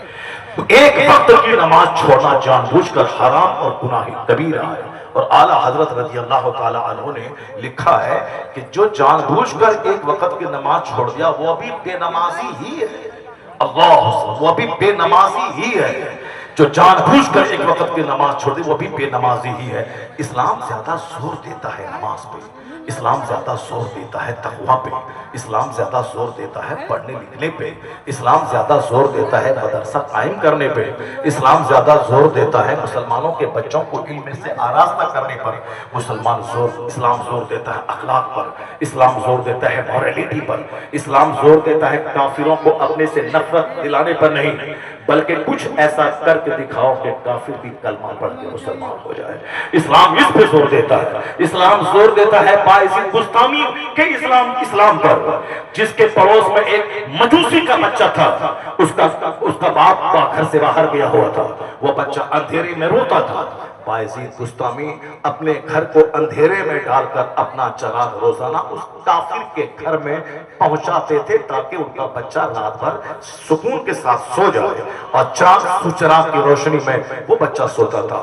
جب 30-40 دن کے بعد جب مجوسی باہر سے گھر آیا، کہا بچے کی خیریت کیا ہے؟ کہا کیا خیریت بتاؤں؟ یہ جو بازو میں فقیر درویش ہے باعزید، میں یہ گستامی جس کے بارے میں آپ کا نظریہ یہ ہے کہ یہ مسلمانوں کا ولی، مسلمانوں کا سرغنہ ہے، اسلام کا مبلغ، اسلام کا داعی ہے. آپ اسلام سے نفرت کرتے ہیں لیکن آپ کا بچہ 1 مہینے سے چین کی نیند لے رہا ہے. ہر رات وہ اپنے گھر کا چراغ لا کر ہمارے گھر میں رکھ دیتا ہے، اس کی روشنی میرا بچہ سوتا ہے. کہا چلو جب ان کا چراغ یہاں میرے گھر میں آ گیا ہے تو اب ہم لوگ اس کفر کے اندھیرے میں کیوں رہے؟ جن کا اخلاق اتنا بلند ہو تو چلو بیوی بچوں سمیت باعزید کے پاس گئے اور کلمہ پڑھ کے مصطفیٰ کے غلام بنا. یہ ہے نہ لاٹھی نہ ڈنڈا نہ سوٹا نہ بکواس، اخلاق سے کافر کا دل جیتا اور کافر کا ماں پڑھ کے مسلمان ہو گیا. تو ہم نفرت دلانے نہیں پیدا ہوئے ہیں کہ لاٹھی ڈنڈا لے کر کے نفرت دلاتے رہے. ہم تو مصطفیٰ کا عشق پیش کرنے آئے. اخلاق اتنا بلند رہے کہ لوگ دیکھنے کے بعد کہیں جب نبی کا غلام ایسا ہے تو نبی کیسے لاجواب ہوں گے. چلو جس کے نبی کا کلمہ پڑھ لیا جائے. میں تو اسی بات کو آپ ہم اپنے سماج میں لاتے ہیں. میں مفتی اعظم ہند کا مرید ہوں، میں مجاہد ملت کا مرید ہوں، میں فنا کا مرید ہوں. اور گھمنڈ والی بولی، بد اخلاقی، بد زبانی، بد زبان نمبر 1، بد اخلاق نمبر 1، گھمنڈی نمبر 1. تمہاری اس جملے سے تو ہم نے مجاہد ملت کو دیکھا نہیں ہے، ہم نے مفتی اعظم ہند کو دیکھا نہیں ہے، لیکن تمہارا یہ جملہ بتا رہا ہے کہ تمہارے مجاہد ملت میں فیض پہنچانے کی صلاحیت نہیں ہے. اس لیے نہیں ہے کہ اگر وہ ان کا فیض تم جیسے مرید پہ اگر نہیں پہنچا تو دوسروں پہ کیا پہنچے گا. اس کا مطلب یہ نکلا کہ مت بول زبان سے کہ میں مفتی اعظم ہند کا مرید ہوں. اگر ایسا بولے گا، اگر تو گھمنڈی اور بد اخلاق رہے گا تو تیرے پیر کی شان گھٹے گی سامنے والے کے سامنے. اگر تیرا اخلاق اتنا اونچا ہے، تیرا آچرن، تیرا ویوہار، تیرا سوبھاؤ اتنا عمدہ ہے کہ لوگ کہیں یہ بتا دے کہ تو کس سے مرید ہے. جب تو اتنا اچھا ہے تو تیرا پیر کتنا اچھا ہوگا. جب تو اتنا بلند ہے تو تیرا پیر کتنا بلند ہوگا. میں نے کہا نا، حضور نے فرمایا اخیر زمانے میں اکثر لوگوں کی عقلیں چھین لی جائیں. لوگ پیری مریدی پہ گھمنڈ کرتے ہیں، یہ بھول جاتے ہیں کہ پیری مریدی کا مطلب ہے روحانی رشتہ. پیری مریدی کا مطلب ہے جنت کا مسافر ہونا. پیری مریدی کا مطلب ہے دنیا چھوڑ کے پیر کے ہاتھ بک جانا. 18 سال کے حضور مخدوم اشرف جہانگیر سمنانی وہ سچی بیعت کرنے کے لیے حکومت کو ٹھوکر مار دی، بنگال آ گئے. مخدوم علاء الحق پنڈوی کی بارگاہ میں آ گئے، حکومت چھوڑ دی. حضور مظفر بلخی بلخ کے بادشاہت کو تیاگ کر کے ٹھوکر مار کر مخدوم بہار کے پاس آ گئے. ان کی خانقاہ میں ان لنگر کا کام کرنے لگے، اپنے مرشد کی خدمت کرنے لگے. یہ ہے بیعت یعنی بک جانا. یہ کون سی پیری موریدی ہے کہ پیر صاحب کو ایک بار اپنے گھر میں ٹھہرا دیا تو 50 بار گھمنڈ سے بولنا ہے. اب پیر صاحب سے زیادہ کیا بولتے ہیں، چائے سے زیادہ تیزی ہی گرم ہو جاتی ہے کہ نہیں دیں گے ملنے کے لیے، نہیں دیں گے ملنے کے لیے، یہ ہو جاتا وہ ہو جاتا ہے. پیر صاحب وظیفہ کر رہے ہیں، پیر صاحب بھی آرام کر رہے ہیں، ابھی ملنے کا ٹائم نہیں، پیر صاحب آرام کر رہے ہیں. پیر صاحب ارے ایسا اخلاق بنا کے رکھو کہ جو بیچارہ 5 کلومیٹر دور سے چل کے آیا ہے وہ کم سے کم تیرے پیر کا دیدار تو کر لے، تیرے پیر صاحب سے مصافحہ تو کر لے، تیرے پیر صاحب کا چہرہ تو دیکھ لیں. یہ کیا بھاگو بھاگو بھاگو بھاگو آرام کر رہے ہیں کیا مطلب؟ صرف پیر صاحب آرام کرنے کے لیے پیدا ہوئے ہیں. ٹرین میں آرام، گھر میں آرام، فلائٹ میں آرام، جہاں گئے وہاں آرام. یہ صرف آرام پیر کا مطلب ہے جو صرف عبادت کے لیے پیدا ہوتا ہے، جس کو دیکھو تو خدا یاد آ جائے. جب بھی دیکھو تلاوت میں، جب بھی دیکھو عبادت میں، جب بھی دیکھو ذکر میں، جب بھی دیکھو درود میں، جب بھی دیکھو امر بالمعروف میں. لوگ بولے یہ سوتے کب ہے یہ پیر صاحب، یہ سوتے کب ہے؟ جب بھی دیکھو تلاوت میں، عبادت میں. ایک پیر تھا ہمارا، ہم دوسرا سب پیر تو صرف گٹکا کھاتا ہے، رجنی گنڈا کھاتا ہے، صرف اخبار کھاتا ہے. صرف ایک پیر میرا تھا بریلی کا، جب بھی دیکھو تسبیح پڑھ رہا ہے، ذکر کر رہا ہے، نماز پڑھ رہا ہے، گھونڈوں کے بیچ میں مفتیان کرام کے چھرمٹ میں رہ رہا ہے. کون تھا وہ پیر جس کو دیکھو عالموں کے بیچ میں، مفتیوں کے بیچ میں درس دیتے ہوئے، درس بخاری دیتے ہوئے، فتویٰ لکھتے ہوئے، فتوے کی تصحیح کرتے ہوئے، وہ ہزاروں لاکھوں عالموں کا سردار تھا جن کو دیکھو تو غوث اعظم کی یاد تازہ ہوتی تھی، جن کو دیکھو تو جنید بغدادی کی یاد تازہ ہوتی تھی، جن کو دیکھو تو لگتا تھا یہ وقت کے بایزید ہے. وہ سکھ دنیا 10 کروڑ کم و بیش مریدوں کا مرشد اختر رضا خان اظہری قاضی شریعت. ذرا ہاتھوں کو اٹھائیں، نعرہ تکبیر، نعرہ رسالت، عشق محبت، عشق محبت، بستی بستی، قریہ قریہ. کیا کہنے، زندہ باد زندہ باد. ابھی تازہ وہ مرشد ہماری نگاہوں سے اوجھل ہوا. وہ اپنی قبر میں ہے، مگر ان کی قبر بھی ایسی فیض بخش قبر ہے. وہاں جا کر کچھ دیر بیٹھنے کے بعد ایسا لگتا ہے کہ حضرت فیض پہنچا رہے ہیں، ان کے مرید فیض لے رہے ہیں. وہ فیض بخش قبر ہے حضور تاج الشریعہ کی. ساری زندگی میں نے دیکھا بالکل رات بھر تھک کے چور ہو کے آئے ہیں. فجر اس وقت میں میرے جیسا کوئی بھی آدمی ہو اگر نیند اس کو لگ گئی تو فجر کے لیے اٹھنا بہت مشکل ہے. لیکن اس خطرناک گھڑی میں بھی اگر 10 منٹ آپ کی آنکھ لگ گئی تو سب سے پہلے اٹھ کر فجر کی نماز عافیت عطا فرماتے ہیں. سفر میں، حضر میں، مولا شہاب الدین کا کہنا ہے میں 15 سال سے حضرت کے ساتھ نہ ہوں، سفر میں حضر میں نے ایک وقت کی نماز قضا ہو. ایسا مرشد جو سرکار غوث اعظم کی یادگار ہو جائے، ایسا مرشد جو جنید و باعزید کی یادگار ہو جائے. بالکل ماضی قریب میں ہماری نگاہوں سے اوجھل ہو حضور سرکار تاج الشریعہ. ان کے داماد حضرت سلمان میاں ہیں، یہ بھی بہت نیک پارسا پرہیزگار جوان ہے. میں ان لوگوں کی بات کر رہا ہوں کہ جو لوگ اپنے مرشد پر گھمنڈ کرتے ہیں. وہ ناز کرنا اور ہے، گھمنڈ بہت بری چیز ہے. گھمنڈ کا مطلب ہے دوسرے کو حقیر سمجھنا. اور جنت میں آیا ہے، احادیث پاک میں آیا ہے لا يدخل الجنہ من کان فی قلبہ مثقال ذرۃ من کبر. رائی کے برابر کسی کے سینے میں گھمنڈ رہا تو وہ شخص جنت میں داخل نہیں ہوگا. اس حدیث پاک کو اپنے گھر میں لکھ کے رکھیں، اس حدیث پاک کو اپنے مدرسے کی دیوار میں لکھ کے رکھیں، تاکہ جو لوگ تھوڑا 4-5 کتابیں پڑھانے کے بعد تھوڑی سی صلاحیت ہو جاتی ہے، مغرور ہو جاتے ہیں، وہ دیکھ لیں کہ کتاب پڑھنے کا نام علم نہیں ہے. 1 من پڑھنا 10 من عمل کرنے کا نام علم ہے. اگر آپ پڑھ کے مغرور ہو گئے تو گئے کام سے، جہنم میں گئے. حضور نے فرمایا، بخاری شریف حدیث میں آیا ہے وہ شخص جنت میں داخل نہیں ہوگا جس کے سینے میں ذرہ برابر گھمنڈ ہوگا. صحابی نے پوچھا سرکار ہم کو میری خواہش ہے کہ میرا کپڑا اچھا ہو، میرا جوتا اچھا ہو، کیا یہ گھمنڈ میں داخل ہے کیا؟ ان الرجل يحب ان يكون ثوبه حسنا ونعله حسنا. ایک آدمی کی تمنا ہے کہ میرا کپڑا اور جوتا اچھا ہو، کیا یہ گھمنڈ میں داخل ہے؟ حضور کہتے ہیں لا نہیں، ان اللہ جمیل یحب الجمال. اللہ جمیل ہے، خوبصورتی کو پسند کرتا ہے. تو اچھا کپڑا پہنا گھمنڈ نہیں، اچھا جوتا پہنا گھمنڈ نہیں ہے. دوسروں کو حقیر سمجھنا اور حق بات نہیں ماننا یہ گھمنڈ ہے. الکبر بطر الحق وغمط الناس.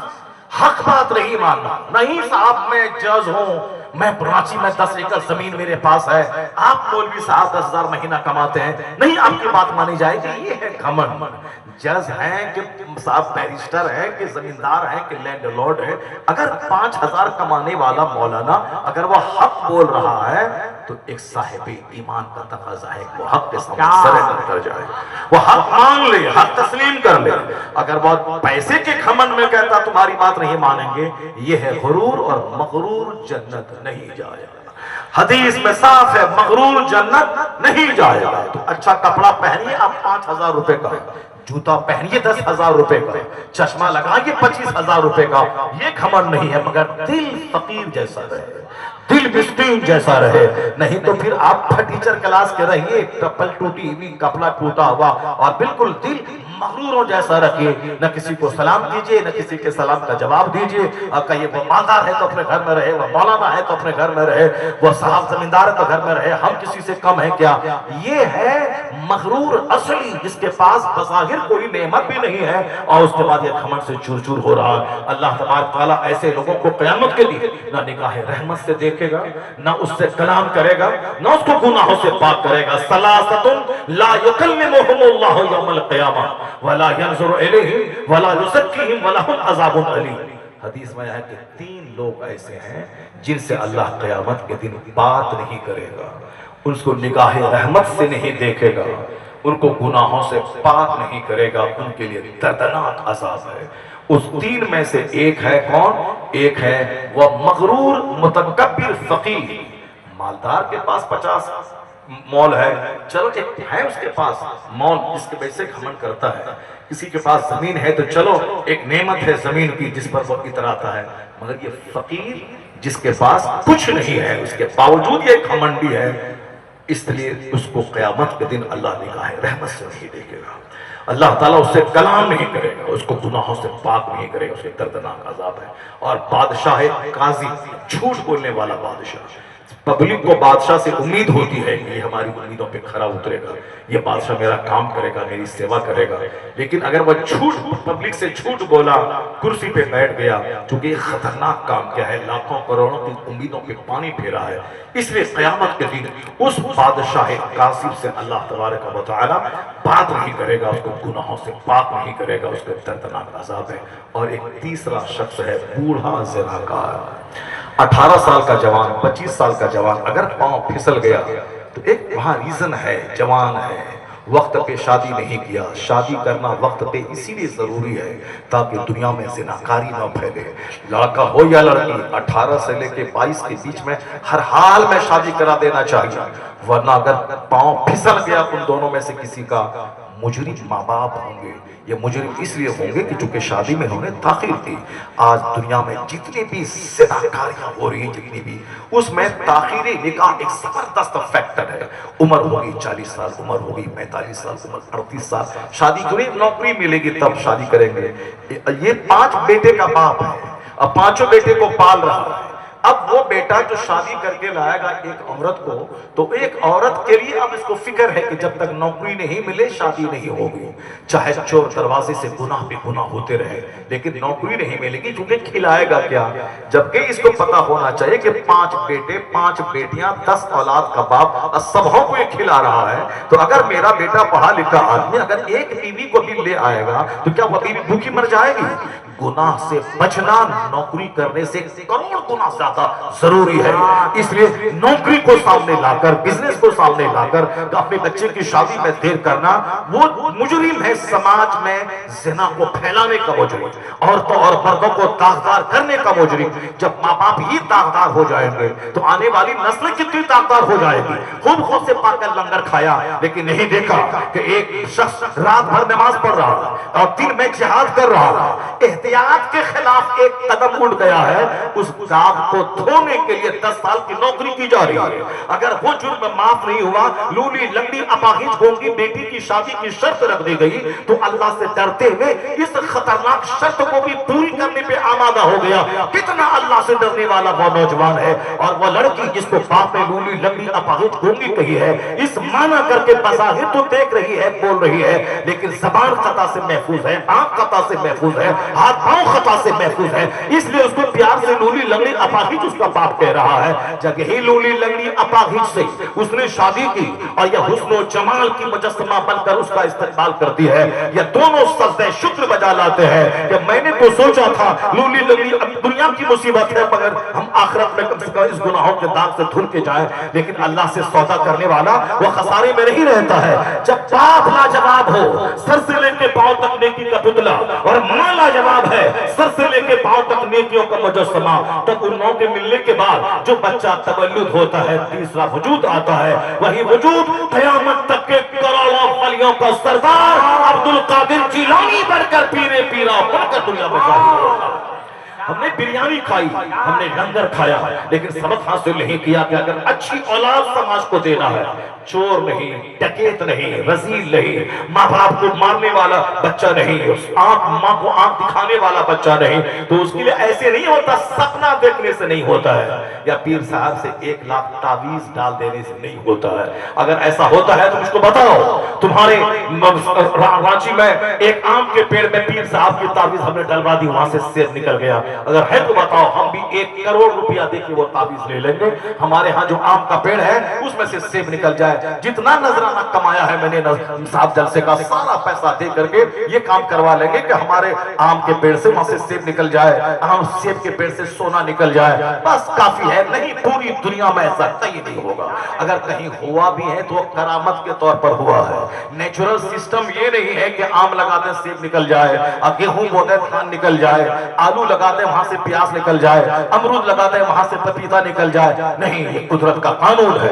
جیسا بیج ویسی فصل، جیسا درخت ویسا پھل، آم کے پیڑ سے آم، لیچی کے پیڑ سے لیچی، گیہوں کے پودے سے گیہوں۔ 1 کروڑ تعویذ ڈال دیں گیہوں کے کھیت میں، وہاں سے باسمتی دھان نہیں نکلے گا۔ جیسا بیج ویسی فصل۔ ماں مثل زمین کے ہے، ماں کے پیٹ سے بچہ پیدا ہوتا ہے، ماں زمین ہے، سڑی ہوئی زمین کبھی زبردست فصل نہیں پیدا کر سکتی ہے، اور باپ اس میں بیج ڈالنے والا ہے۔ اگر باپ کا بیج سڑا ہوا ہو، باپ کا ہاتھ داغدار، جسم داغدار، شرمگاہ داغدار، آنکھیں داغدار، عورت سڑی ہوئی ہو، دونوں پیار محبت کے نام پہ رمس میں پڑھائی ہو رہی ہے اور دونوں شادی کے بغیر باتیں کر رہے ہیں، ہوٹل اٹینڈ کر رہے ہیں، صاحب ریسٹورنٹ میں کھانا کھا رہے ہیں، خوب صاحب چوما چاٹی ہو رہی ہے، اس کے بعد چاہیں پھر شادی کر لیں گے آپس میں۔ یہ جو 10 سال چوما چاٹی ہوتی رہی، اس کا کیا ہوگا اس کا اثر؟ تم بھی تو وہی باپ بن رہے ہو، تم کوئی بھی وہی ماں ہے جو تم دونوں نے مل کے 10 سال تم نے جرم کیا ہے، اب دونوں مجرم ہیں۔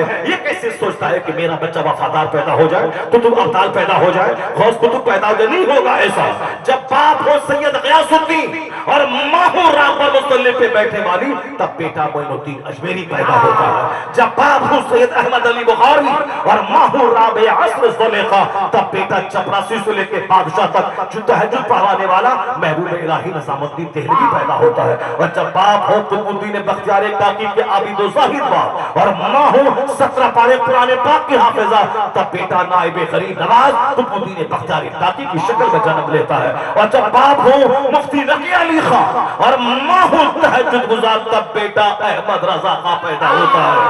اور جب باپ ہو احمد رضا خان اور ماں ہو تہجد گزار، تب بیٹا مفتی اعظم ہند پیدا ہوتا ہے۔ اور جب دادا ہو حجت الاسلام کہ کافر دیکھے تو کلمہ پڑھ لے، نانا ہو مفتی اعظم ہند کہ فاسق دیکھے تو متقی ہو جائے، اور باپ ہو مفسر اعظم ہند ابراہیم رضا خان کہ 1 لاکھ مرید کی موجودگی میں 1 روپیہ کسی مرید سے نہیں لینے والا، اور اس کے پیسے پہ للچائی جگہ نہیں ڈالنے والا، اپنے زمانے کا زاہد اور درویش، اور ماں ہو جو اپنے زیورات کو بیچ کر منظر اسلام کے مدرسین کی تنخواہ دلانے والی۔ تب اسی کوکھ کا بچہ کروڑوں مریدوں کا مرشد برحق اختر رضا کا اظہری تانو شریعہ پیدا ہو۔ کیا کہنے، زندہ باد زندہ باد۔ خواب دیکھنا چھوڑ دیجئے آپ کہ ہم چلیں پورب اور پہنچ جائیں کعبہ، نہیں ہوگا ایسا۔ آپ چلیں پورب اور پہنچ جائیں کعبہ، ایسا نہیں ہوگا، ایسا نہیں ہوگا۔ جو کعبہ کی طرف جائے گا وہی کعبہ پہنچے گا۔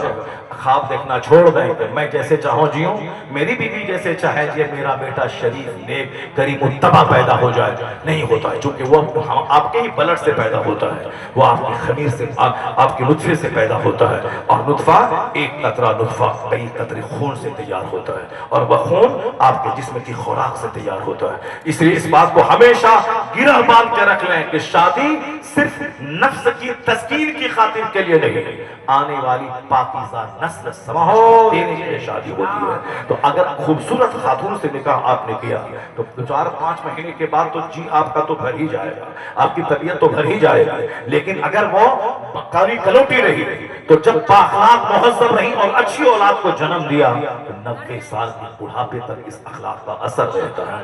اس لیے حسن کا اثر ٹیمپروری اور عارضی رہتا ہے اور دینداری کا اثر پرماننٹ اور دائمی رہتا ہے۔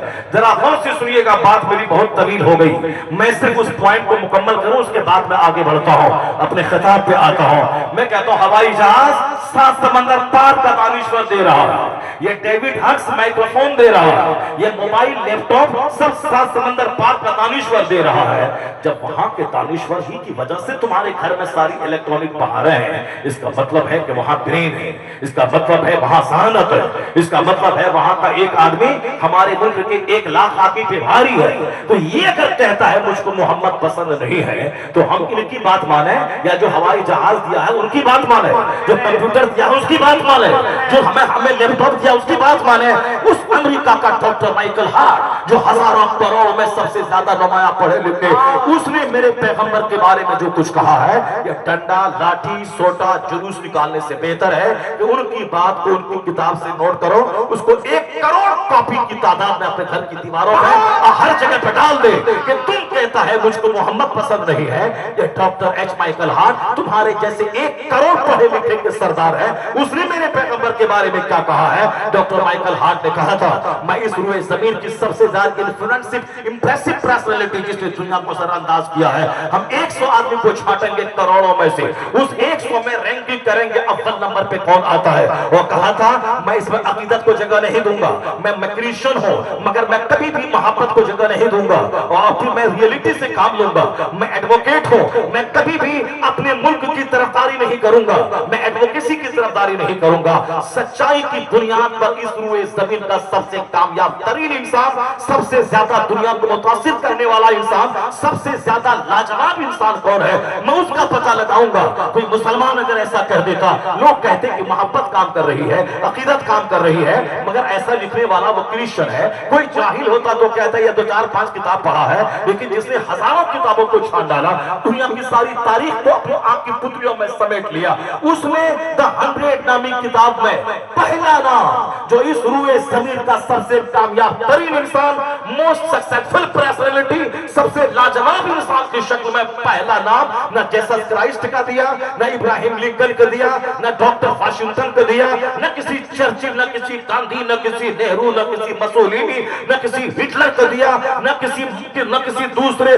بودھ کا دیا، کسی کا پہلا نام ڈاکٹر ایچ مائیکل ہارٹ نے لکھا سب سے پہلا نام اس روئے زمین کا کامیاب ترین انسان اگر کوئی ہے تو محمد عربی کی he was the only man in history who was supremely successful on both levels, religious and secular. یعنی انسانی تاریخ کا اکلوتا آدمی محمد عربی ہے جو مذہب اور سیاست دونوں سطح پر سب سے زیادہ کامیاب ترین انسان ہوئے ہیں۔ ڈاکٹر ایچ مائیکل ہارٹ نے دل کھول کے رکھ دیا ہے۔ دوسروں نے اعتراض کیا کہ آپ نے ان کو اول نمبر پہ کیوں رکھا؟ انہوں نے کہا اب تم بتا دو معقول دلیل دے کر کے ان کی جگہ میں کس کو رکھوں؟ معقول دلیل دے دو۔ نیوٹن سائنس کا باپ مانا جاتا ہے لیکن صرف سائنس کے چھیتر کا وہ باپ ہے، اور گاندھی بڑا آدمی ہے، نن وائلنس آندولن چھیڑا، انڈیا کا ہے پوری دنیا کا نہیں ہے، اور صاحب چرچل اپنے ملک کا ہے دوسری جگہ کا نہیں ہے۔ ڈاکٹر برنارڈ شاہ اور صاحب جارج برنارڈ شاہ، ولیم ورڈسورتھ، ایچ ٹی کولریج، یہ سب ایک لٹریچر کی دنیا کا ہے، ایک مخصوص زبان کا ہے، پوری دنیا کا نہیں ہے۔ ایک ایسا شخص جس کے قانون پہ امریکہ میں عمل ہو رہا ہو، یورپ میں عمل ہو رہا ہو، آسٹریلیا میں عمل ہو رہا ہو، 1500 سال سے عمل ہو رہا ہو، کہیں سے کوئی چینجنگ اور موڈیفیکیشن کی بات نہیں آ رہی ہو، ایسا لاجواب انسان جس کا قانون پوری دنیا میں چل رہا ہو، وہی ایک نماز، ایک روزہ، ایک حج، ایک زکات، ایک نکاح، ایک خلا، ایک طلاق کا قانون پوری دنیا میں چل رہا ہو۔ ایسا کوئی شخص ہے جو تمام رنگ کی دیواروں کو توڑ کر، نسل کی دیواروں کو توڑ کر، لوکیلٹیز کی دیواروں کو توڑ کر، ہر گھر میں جس کی تحریک پہنچ گئی ہو، جس کا انقلاب پہنچ گیا ہو، وہ انقلابی شخصیت کا نام محمد عربی علیہ السلام ہے۔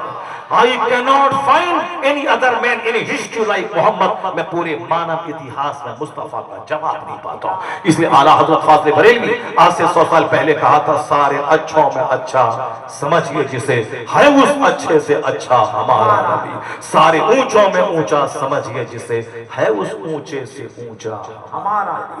کیوں جان جوخم میں ڈالتا ہے، کیوں ڈنڈا لیتا ہے، کیوں سامنے والے پولیس کے سامنے اوپر پتھر برساتا ہے، قانون کو ہاتھ میں کیوں لیتا ہے؟ تم وہ ڈاکٹر ایچ مائیکل ہارٹ کا قول 1 کروڑ کاپی میں تو ہر دیوار میں لکھ دو۔ جتنے موبائل چل رہے ہیں سارے موبائل میں اس کو میسج کو فارورڈ کر دو کہ تم بولتے ہو ہمیں پسند نہیں ہے، لیکن یہ دنیا کا ایک بڑا ویگیانک، دنیا کا ایک بہت بڑا اسکالر نے میرے پیغمبر کے بارے میں کیا کہا ہے۔ چلو وہ امریکہ کی بات تھی، تم کہتا ہے مصطفیٰ ہم کو پسند نہیں ہے۔ اسی ہندوستان میں ڈاکٹر رام کرشن راؤ برہمن، ہندو، میسور یونیورسٹی کا پروفیسر ہے۔ تم تو ناچ گا کے نفرت پھیلا کے کرسی حاصل کرنا چاہتے ہو، لیکن اس کی بات سنو، اس نے ایک ہندو ہونے کے باوجود ایک کتاب مصطفیٰ کی شان میں لکھ دی ہے۔ وہ کتاب ہر بڑے بک اسٹال پہ ملتی ہے، اس کا نام محمد دی پروفیٹ آف اسلام ہے۔ اس کتاب میں ایک پیراگراف جس کو میں بار بار بیان کرتا ہوں تاکہ سارے لوگ سن لیں اور غور سے سن لیں۔ ایک ہندو جو مذہباً ہندو ہے اور تعلیماً پروفیسر ہے، میسور یونیورسٹی کا زبردست پروفیسر ہے، جن کے ہزاروں نہیں لاکھوں شاگرد ہیں، اس نے کیا لکھا ہے؟ وہ کہتے ہیں the personality of Muhammad, it is most difficult to get into the whole truth of it. Only a glimpse of it I can catch. What a dramatic succession of this picturesque scenes. This is Muhammad the prophet, Muhammad the warrior, Muhammad the statesman, Muhammad the orator, Muhammad the judge, Muhammad the saint, Muhammad the journal, Muhammad the businessman, Muhammad the orator. آگے لکھتے ہیں محمد the refuse of orphans, protector of slaves, emancipator of women. All these magnificent roles in these departments of human activities, he is alike a hero. وہ ہندو برہمن، ہندوستان کا 1 number کا پڑھا لکھا آدمی، وہ کہتا ہے میں جب اسلام کے پیغمبر کی جیونی پڑھتا ہوں میں حیران رہ جاتا ہوں۔ ان کے کمالات کا ایک چیپٹر ختم نہیں ہونے پاتا، ان کے کمالات کا دوسرا چیپٹر سامنے آ جاتا ہے، میں اس کی اسٹڈی میں لگ جاتا ہوں، ان کے کمالات کا تیسرا باب آ جاتا ہے۔ ایک اینڈلیس سلسلہ ہے، ایک dramatic succession of this picturesque scenes, اس دلچسپ مناظر کا ایک ڈرامائی سلسلہ، ایک کے بعد ایک، ایک کے بعد ایک، ایک کے بعد ایک کوالٹی کا چیپٹر سامنے آتا ہے۔ وہ کہتے ہیں یہ مصطفیٰ ہے، معلم ہے مصطفیٰ، جرنل ہے مصطفیٰ، جج ہے مصطفیٰ، شاندار تاجر ہے مصطفیٰ، عورتوں کی آبرو کے محافظ ہے مصطفیٰ، یتیموں کی پناہ گاہ ہے مصطفیٰ، بیواؤں کے رکشک ہے مصطفیٰ، یتیموں کے سر پہ دست شفقت پھرنے والے ہیں مصطفیٰ، مانوتا کو داستہ کی زنجیر سے چھڑانے والے ہیں مصطفیٰ۔ وہ کہتے ہیں all the magnificent role in these departments of human activities, he is alike a hero۔ وہ برہمن ہندو کہتا ہے انسانی جیون کے ہر چھیتر میں جو مصطفیٰ کا یوگدان ہے اس کو دیکھ کر کہا جا سکتا ہے اس پرتھوی کا لاجواب انسان ہے محمد الرسول اللہ۔ نعرہ تکبیر، نعرہ رسالت۔ All these magnificent لاٹھی نہیں کہتا ہے تم 50 آدمی ہیں وہاں 50,000 فورس ہے، تم لڑ پائے گا اس سے؟ اگر تم اس سے لڑنے کے لیے جا رہے ہو، اگر تم کو لاٹھی ڈنڈا سے مار کے جیل میں ڈال دے، اس کے ذمہ دار تم تو ہو۔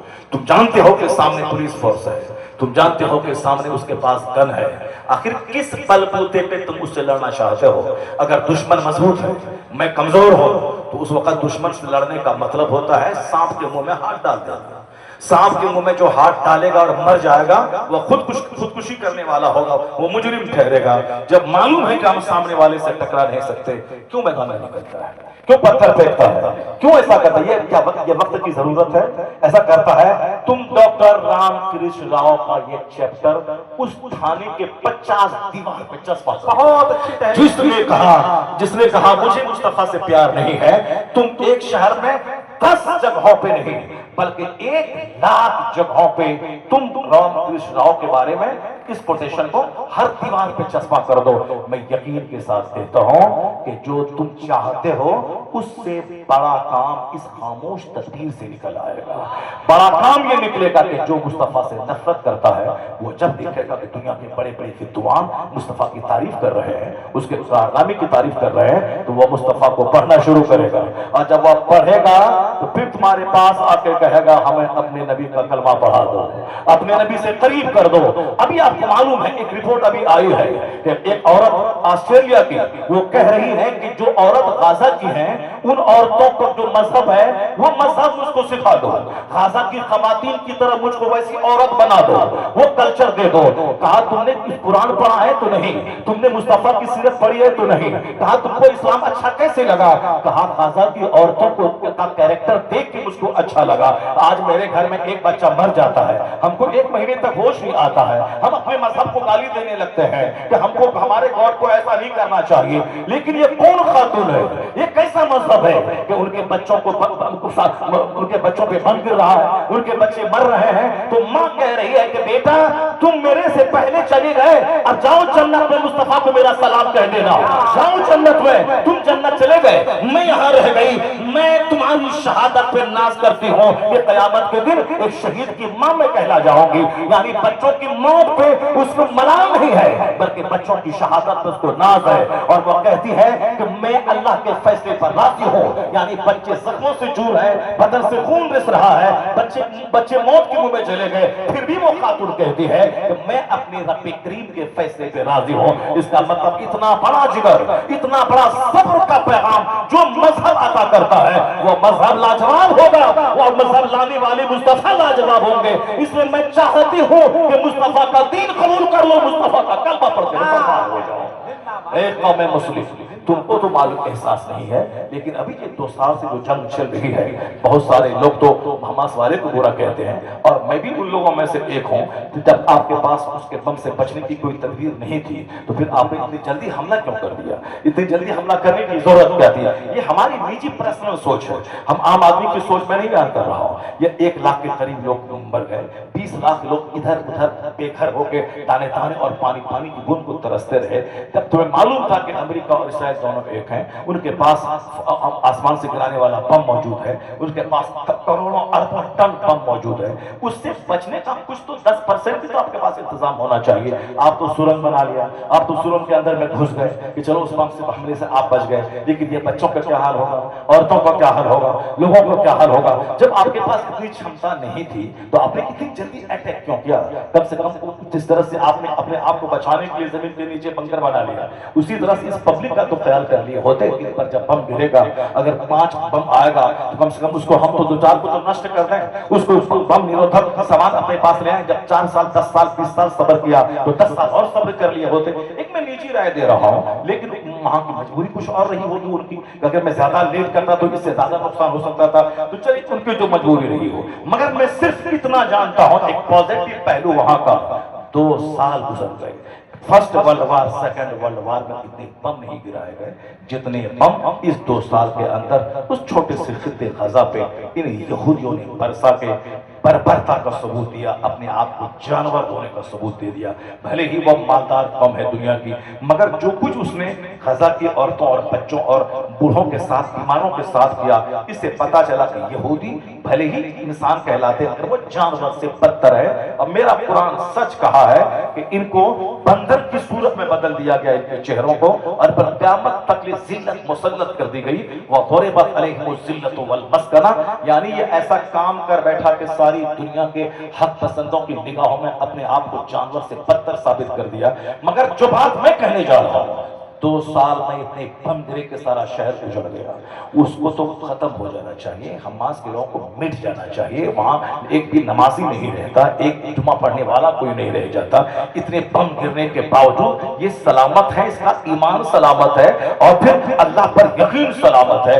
معلوم ہے تمہیں اس کا ایمان بتا رہا ہے کہ ان کے حوصلے کے سامنے یہودی بم پھر ہے، ان کا بم گرتا ہے، ان کے کلمہ کی آواز جب گونجتی ہے، جو کام اس بم کو توڑنے والے نیرودھک بم سے نہیں ہو پایا، وہ کام کلمہ کی آواز سے ہوتا ہے، وہ کام قرآن پاک کی تلاوت کی آواز سے ہو رہا ہے۔ آج یورپ، آسٹریلیا کے لاکھوں لوگ سڑکوں پہ آ کے فلسطین کی حمایت میں کھڑے ہیں، مسلمان مکھ درستک بنے ہوئے ہیں، مگر یہود آسٹریلیا اور امریکہ کے نصرانی وہ سڑکوں پہ آ کے فلسطین کے حقوق کی بات کر رہے ہیں۔ معلوم ہے کوئی دن ایسا نہیں گزرتا جس دن وہاں کا دانشور کلمہ پڑھ کے مومن نہ ہوتا ہو۔ یہ فلسطینیوں کا صبر، فلسطینیوں کی اسٹیبلٹی، فلسطینیوں کی استقامت، اور کچھ نہیں ہے پھر بھی یہ مٹھی مٹھی بھر کلمہ پڑھنے والے یہودیوں کی ناک میں تنگ کر دیا، اور 2 سال کم برسانے کے بعد بھی ٹیبل پر بیٹھ کر اپنے قیدیوں کو آزادی کرنے کے لیے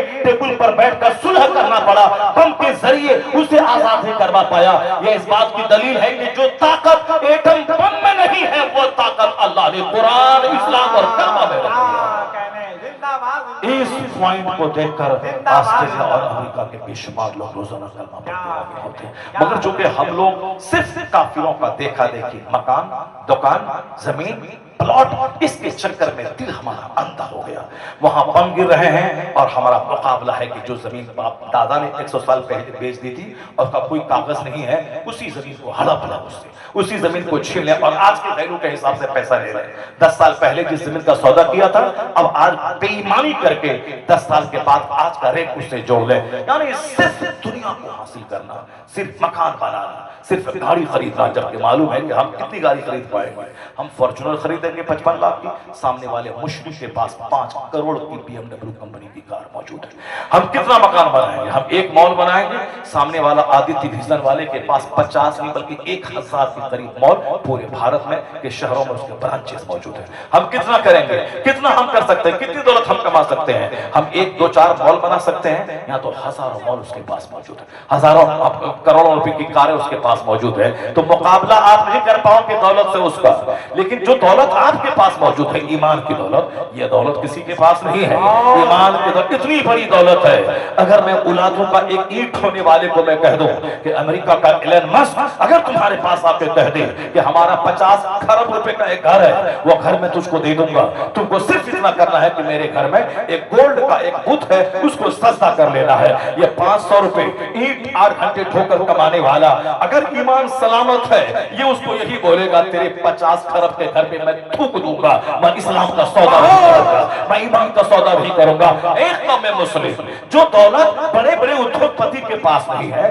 اللہ نے وہ دولت تم کو دی ہے، وہ ہے ایمان کی دولت، وہ ہے عقیدے کی دولت، وہ ہے عمل صالح کی دولت، وہ ہے نماز کی دولت، وہ ہے روزے کی دولت، وہ ہے حج و زکات کی دولت۔ اس پہ ناز نہیں ہے کہ میں مسلمان ہوں، مجھ کو اللہ نے اسلام دیا، بس ایک کافر جس ذلیل دولت کے مقابلے میں پڑا ہے، اسی مقابلے میں ہم پڑے ہوئے ہیں، اسی کو لینے کے لیے نماز چھوڑ دیا، مسجدیں ویران ہو گئی، 2 4 سکے کمانے کے لیے مدرسے کو میں نے اجاڑ دیا۔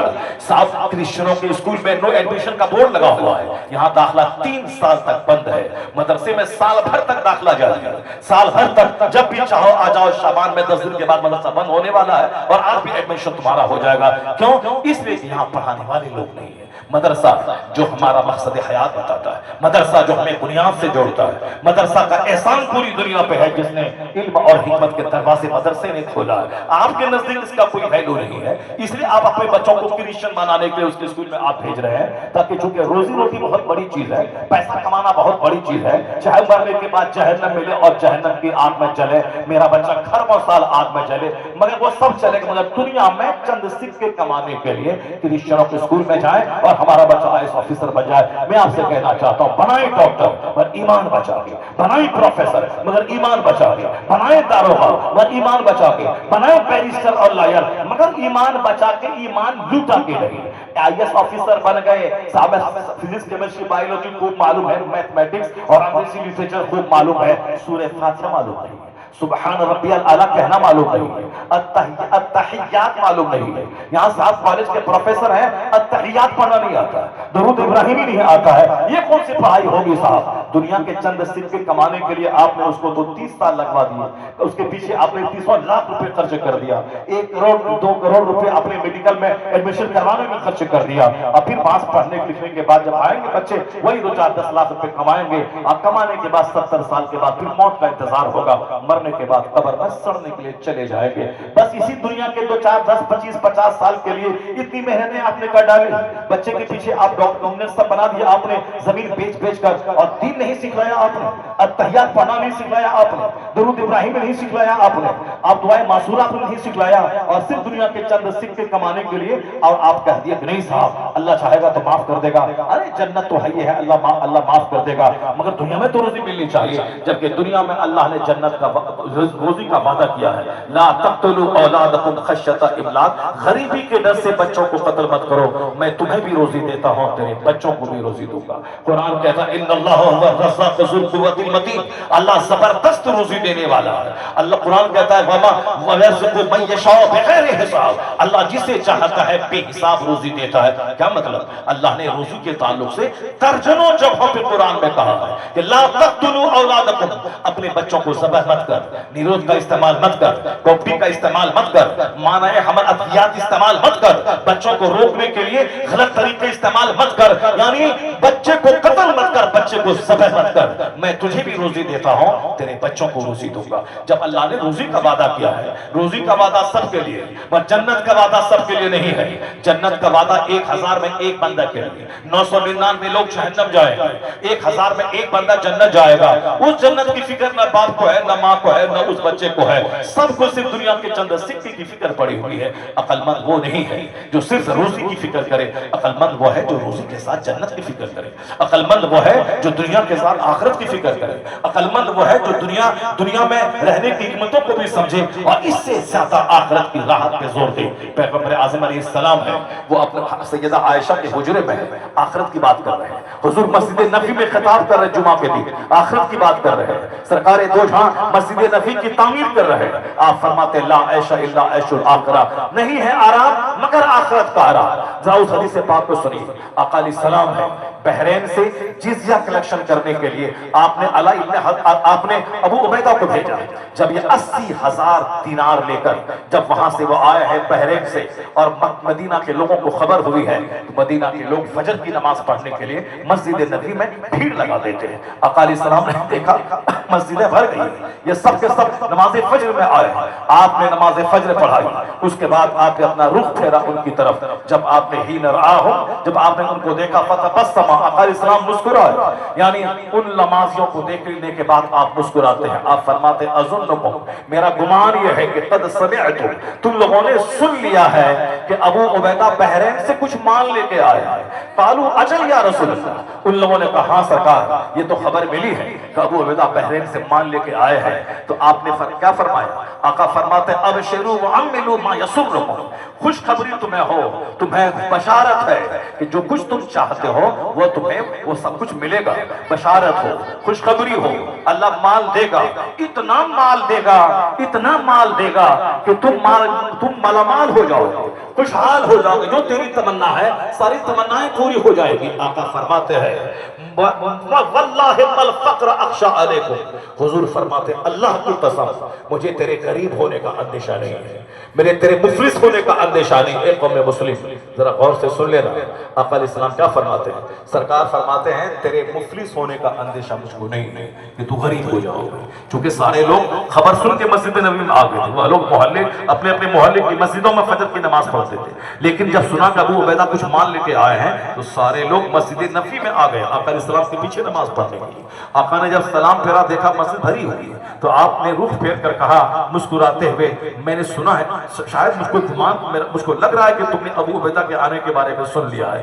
انہوں نے کہا ہاں حضور میں نے سن تو لیا ہے۔ اب آقا فرماتے ہیں کہ سنو واللہ ما الفقر اخشى علیکم، اللہ کی قسم تمہارے غریب ہونے کا ڈر مجھ کو نہیں ہے کہ تم غریب ہو جاؤ گے، ولکنی اخشى علیکم ان تبسط الدنیا علیکم، آقا فرماتے مگر یہ اندیشہ مجھ کو ہے، یہ ڈر لگ رہا ہے کہ تمہارے اوپر دنیا کے دروازے کھول دیے جائیں گے، دنیا کا منہ کھول دیا جائے گا، کما بسطت علی من کان قبلکم، بنی اسرائیل پر جو تم سے پہلے لوگ تھے جس طرح ان پر دنیا کے دروازے کھول دیے گئے، فتنافسوها کما تنافسوها، جس طرح وہ لوگ آپس میں ایک دوسرے سے آگے بڑھنے کے دوڑ اور ہوڑ میں شامل ہو گئے، یعنی دولت کمانے کے مقابلے میں داخل ہو گئے، اس سے زیادہ اچھا گھر، اس سے زیادہ زمین، اس سے زیادہ مال ہو، وہ لوگ مقابلے میں لگ گئے اور آپس میں ایک دوسرے کو نیچا دکھلانے اور مال و دولت میں سبقت کرنے کے لیے آپس میں قتل غارت گیری میں لگ گئے، ایک دوسرے کو ذبح کرنے لگے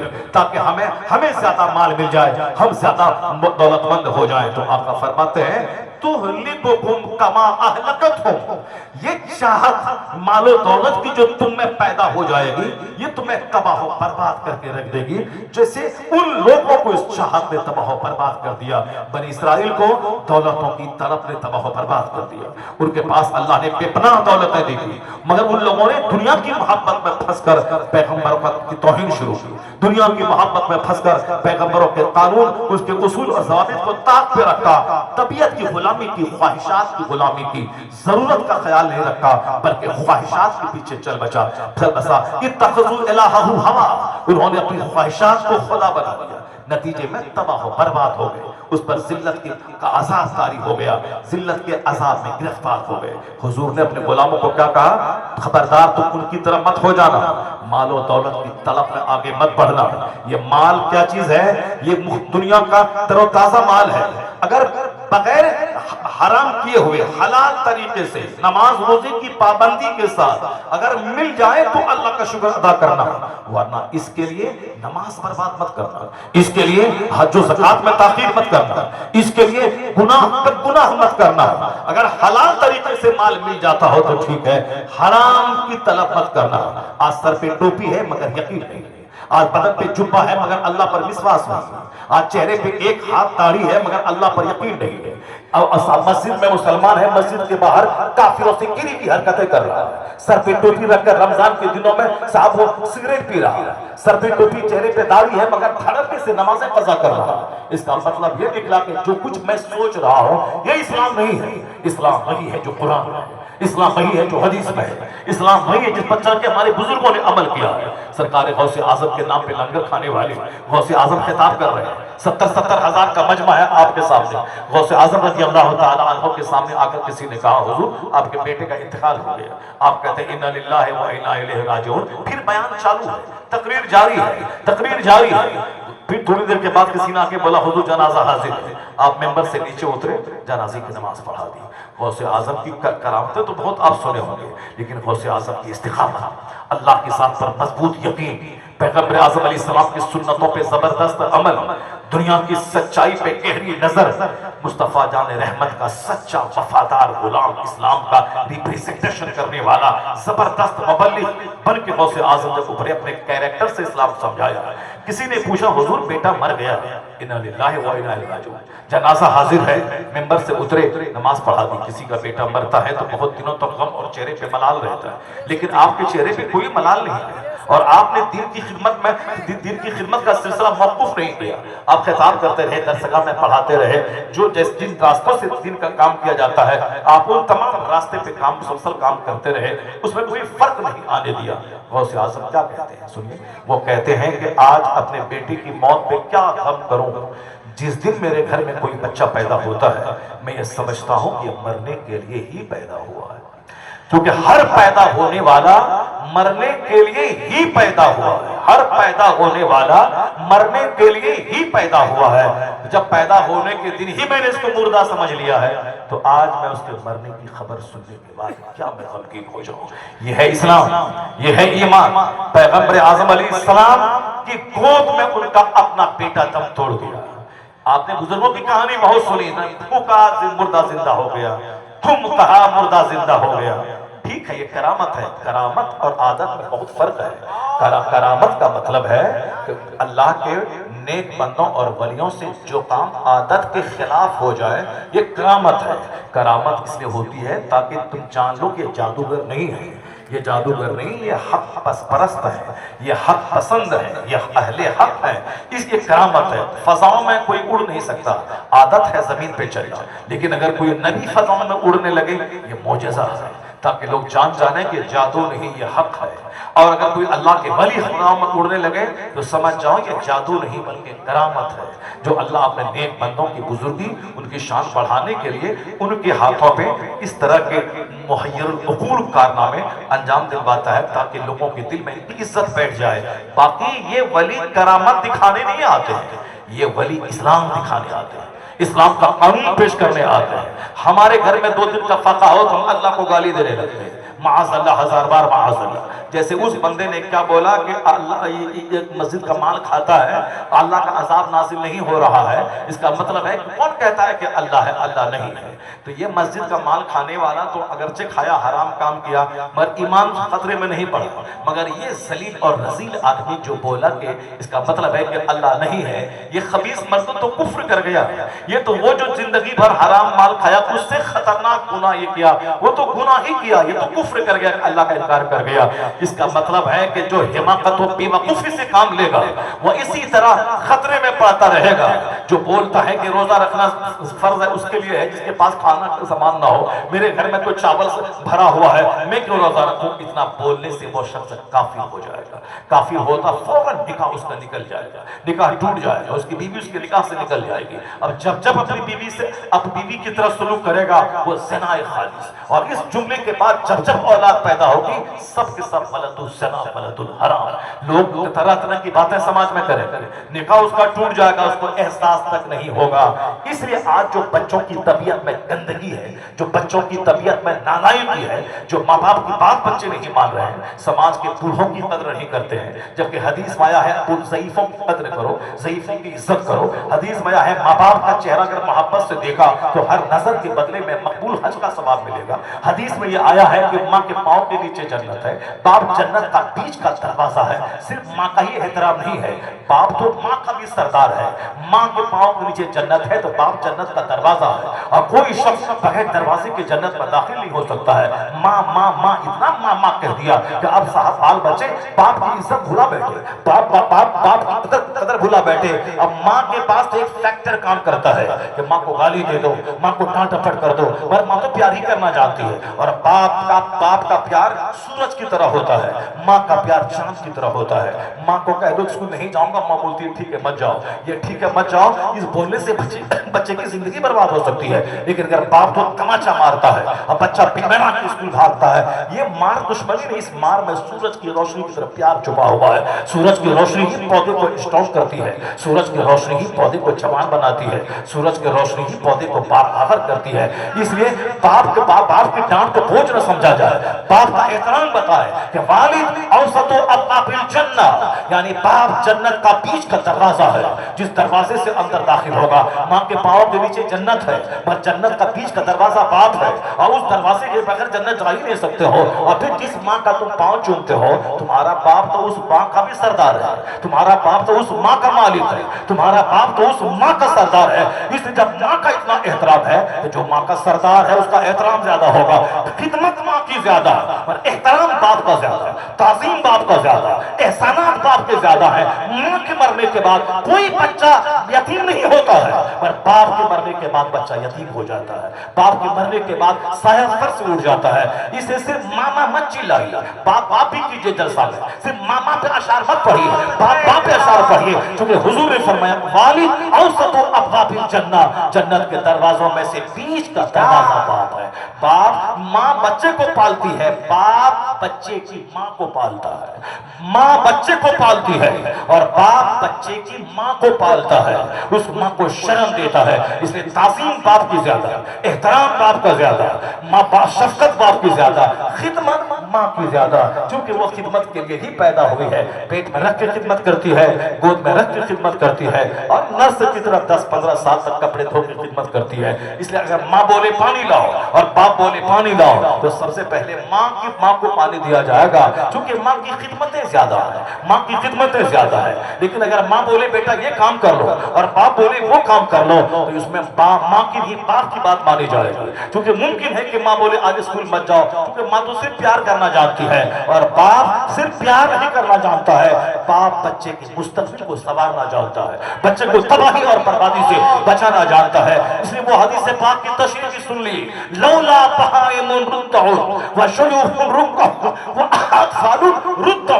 مصطفیٰ فرماتے ہیں اگر یہ بے زبان جانور نہیں ہوتے، اور اگر یہ دودھ پینے والے بچے نہیں ہوتے، اور پھر یہ گھاس چرنے والے کریزی اینیملز، یہ چرنے والے جانور، اور یہ بے زبان پر دودھ پینے والے بچے، اور یہ کمر جھکی بوڑھے اگر نہیں ہوتے، اللہ عذاب نازل کرتا، وَلَا رُسَّ رَسَّ، تمہیں عذاب کی رسیوں میں باندھ دیتا۔ اس لیے یہ مت بولنا کہ میں ماں باپ کی خدمت کر رہا ہوں، یہ بولنا کہ ماں باپ کی وجہ سے میں پالا جا رہا ہوں، ماں باپ کی وجہ سے میں پالا جا رہا ہوں۔ یہ مت بولنا کہ میں بوڑھے ماں باپ کی خدمت کر رہا ہوں، میرا پیسہ اس کے پیچھے لگ رہا ہے، نہیں، بلکہ یہ خیال رکھنا کہ ان کی وجہ سے میری روزیوں میں اضافہ ہوگا۔ یہ مت بولنا یا دودھ پینے والے بچے کو میں پال رہی ہوں، بلکہ یہ کہنا اس بے زبان بچے کی وجہ سے میں پالی جا رہی ہوں۔ یہ مت کہنا کہ گائے بھینس کو میں پال رہا ہوں، یہ کہنا ان کی وجہ سے میں پالا جاتا ہوں، آسمان سے بارش ہوتی ہے، ان کے صدقے میں ہمارے کھانے کا بھی انتظام ہو جاتا ہے۔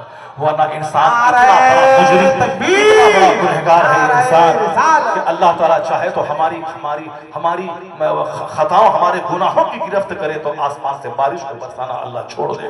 اللہ تبارک و تعالیٰ کا احسان ہے کہ ہمارے سے آسمان سے بارش رکتی نہیں ہے، ہوا روکتا نہیں ہے، ورنہ اگر اللہ ہوا روک دے تو جس طرح بغیر پانی کے مچھلی تڑپ کے مر جاتی ہے، اسی طرح انسان تڑپ کے مر جائے۔ وہ اللہ رؤوف بالعباد ہے، اللہ بخشنے والا، اللہ مہربان ہے۔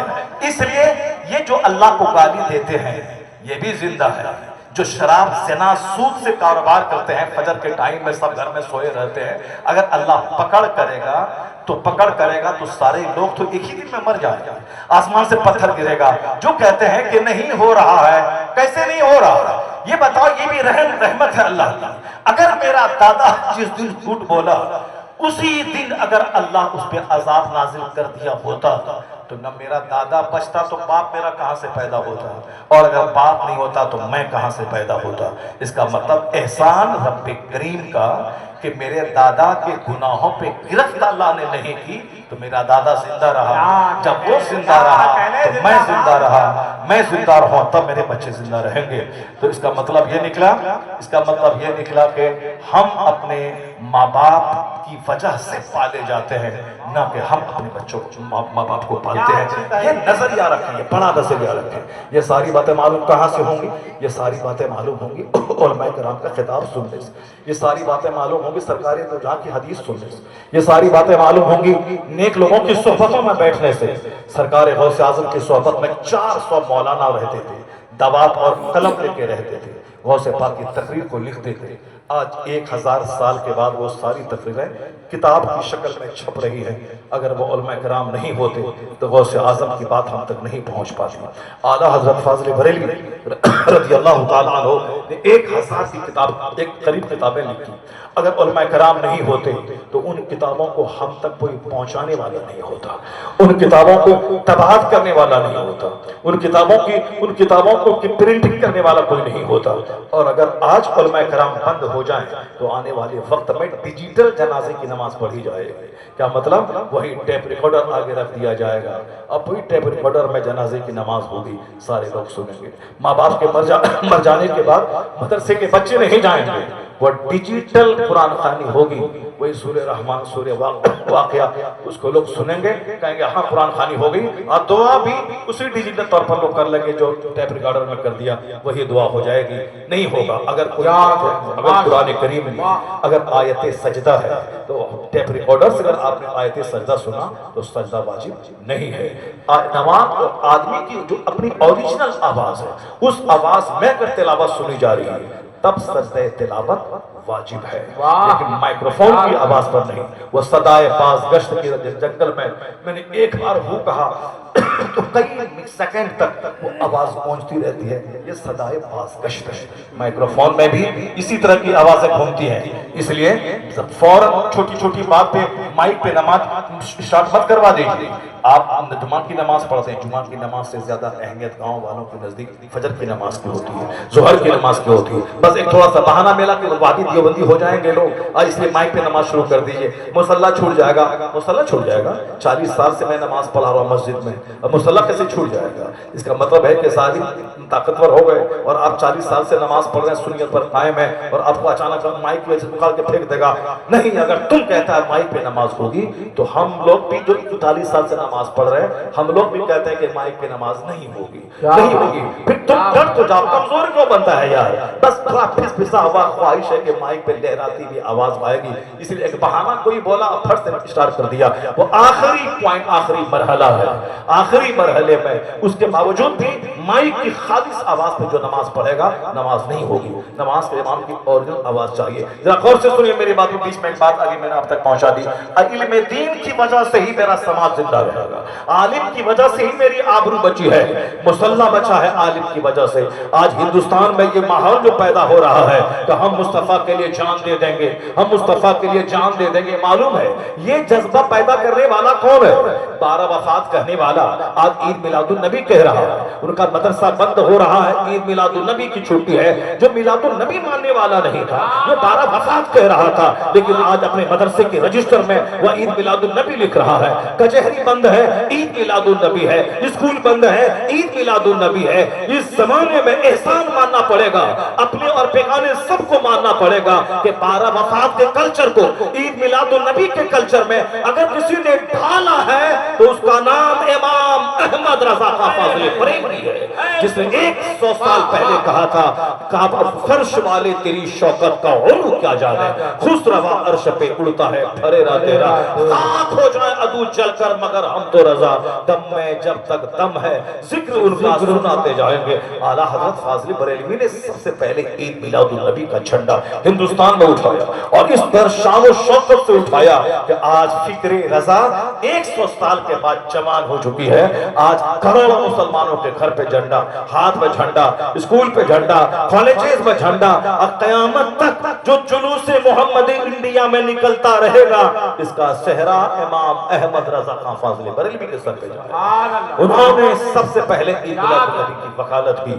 آج جو ہندوستان میں لڑکے سڑک پہ نکل رہے ہیں اور صاحب ہاتھ میں جھنڈے لگا کر محبت رسول کا دعویٰ کر رہے ہیں، اور پھر غیر لوگ بھی کہتے ہیں ہاں ہاں صحیح ہے، میں اپنے نبی سے پیار ہے، یہ اس تحریک کے پیچھے اعلیٰ حضرت فاضل بریلوی کا پیغام عشق کام کر رہا ہے۔ آج اگر پوری دنیا میں اعلیٰ حضرت کی فکر عام ہو گئی ہے، عرب ممالک کے لوگ حضور کی شان میں کوئی بھی گالی بکے، کوئی بولنے والا نہیں تھا۔ کسی نے پیغمبر اعظم کے علم کو غیب کو چوپایوں سے تسبیح دے دی، آقا علیہ السلام کے علم کو شیطان اور ملک الموت کے مقابلے میں معمولی سے ثابت کرنے کی کوشش کی، مگر ایک بھی عرب ممالک کے علماء کو ہمت نہیں ہوئی اس کے خلاف لکھیں۔ اسماعیل نبہانی رضی اللہ تعالیٰ عنہ انہوں نے اب کتابوں کے ذریعے اس تحریک کو آگے بڑھایا، اعلیٰ حضرت فاضل بریلوی رضی اللہ تعالیٰ عنہ کی تحریک کو، لیکن عام طور پر حکمران طبقہ کسی نے بھی ساتھ نہیں دیا۔ لیکن آج حالات بدل گئے ہیں، آج اگر کہیں مصطفیٰ کی توہین ہو رہی ہے تو عرب ممالک کے سربراہ بھی بول اٹھتے ہیں کہ ہم اپنے نبی کا انسان برداشت نہیں کریں گے، نبی کی توہین برداشت نہیں کریں گے۔ اس جملے سے نبی کی توہین ٹپک رہی ہے۔ ہندوستان میں کچھ ہوتا ہے، عرب ممالک کے لوگ کہتے ہیں خبردار ایسا مت کرو، ہمارے پیغمبر کی توہین ہو رہی ہے۔ معلوم ہے آپ کو آج اگر عرب ممالک کے حکمران اور خصوصاً پوری دنیا کے مسلمان عموماً اگر گستاخی رسول کے خلاف اگر اپنا تیور غضبناک اور خطرناک کیا ہے اور ان دشمن احمد پہ شدت کا ایک مزاج پیدا ہوا ہے، یہ شدت کا مزاج امام احمد رضا خان فاضل بریلوی نے پیدا کیا۔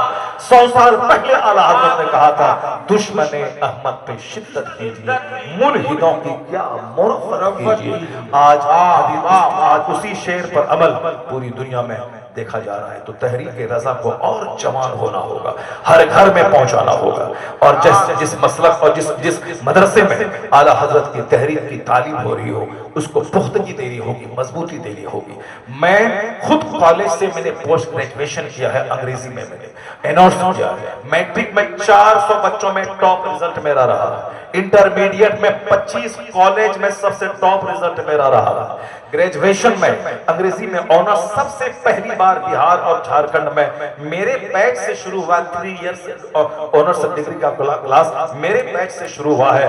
ये 1988 89 की बात है। उस वक्त पहली बार पहले 2 साल का प्रीवियस कोर्स होता था, 1 साल का ऑनर्स होता था, लेकिन मेरा पहला बैच है जिसमें 3 इयर्स यानी 3 साल का ऑनर्स का कोर्स हर साल एग्जाम देना है। 3 साल का वो मेरे बैच से शुरू हुआ है। बहुत उस वक्त से मैंने माहौल देखा है। मगर मैं आपसे कहना चाहता हूं, अगर ईमान बचाना है तो खालिस स्कूल में अगर आपने पढ़ाया, अगर खालिस यूनिवर्सिटी में पढ़ाया, अगर अपने दीन का माहौल बच्चों को नहीं दिया तो आपका बच्चा जहन्नम के करीब हो जाएगा। आपका बच्चा को किसी लड़की का चेहरा मुमकिन है कि काफिर बना दे, कोई नौकरी का शौक काफिर बना दे, बेरोजगार होगा, कोई बोलेगा दाढ़ी मूंड लो तब तुम्हें हम नौकरी देंगे, ये उसको दाढ़ी मूंड के नौकरी लेगा। लेकिन अगर उसकी गुट्टी में इस्लाम पिला है, किसी आलिम की सोहबत में रहा है, मदरसे की चटाई पे पढ़ा है, मदरदस्तान पढ़ा है, तो अगर उसको कोई बोलेगा दाढ़ी मूंड ले, मैं 50,000 की नौकरी दे दूंगा, ये कहेगा मैं भूखा मर जाऊंगा मगर सुन्नत का कत्ल नहीं करवाऊंगा।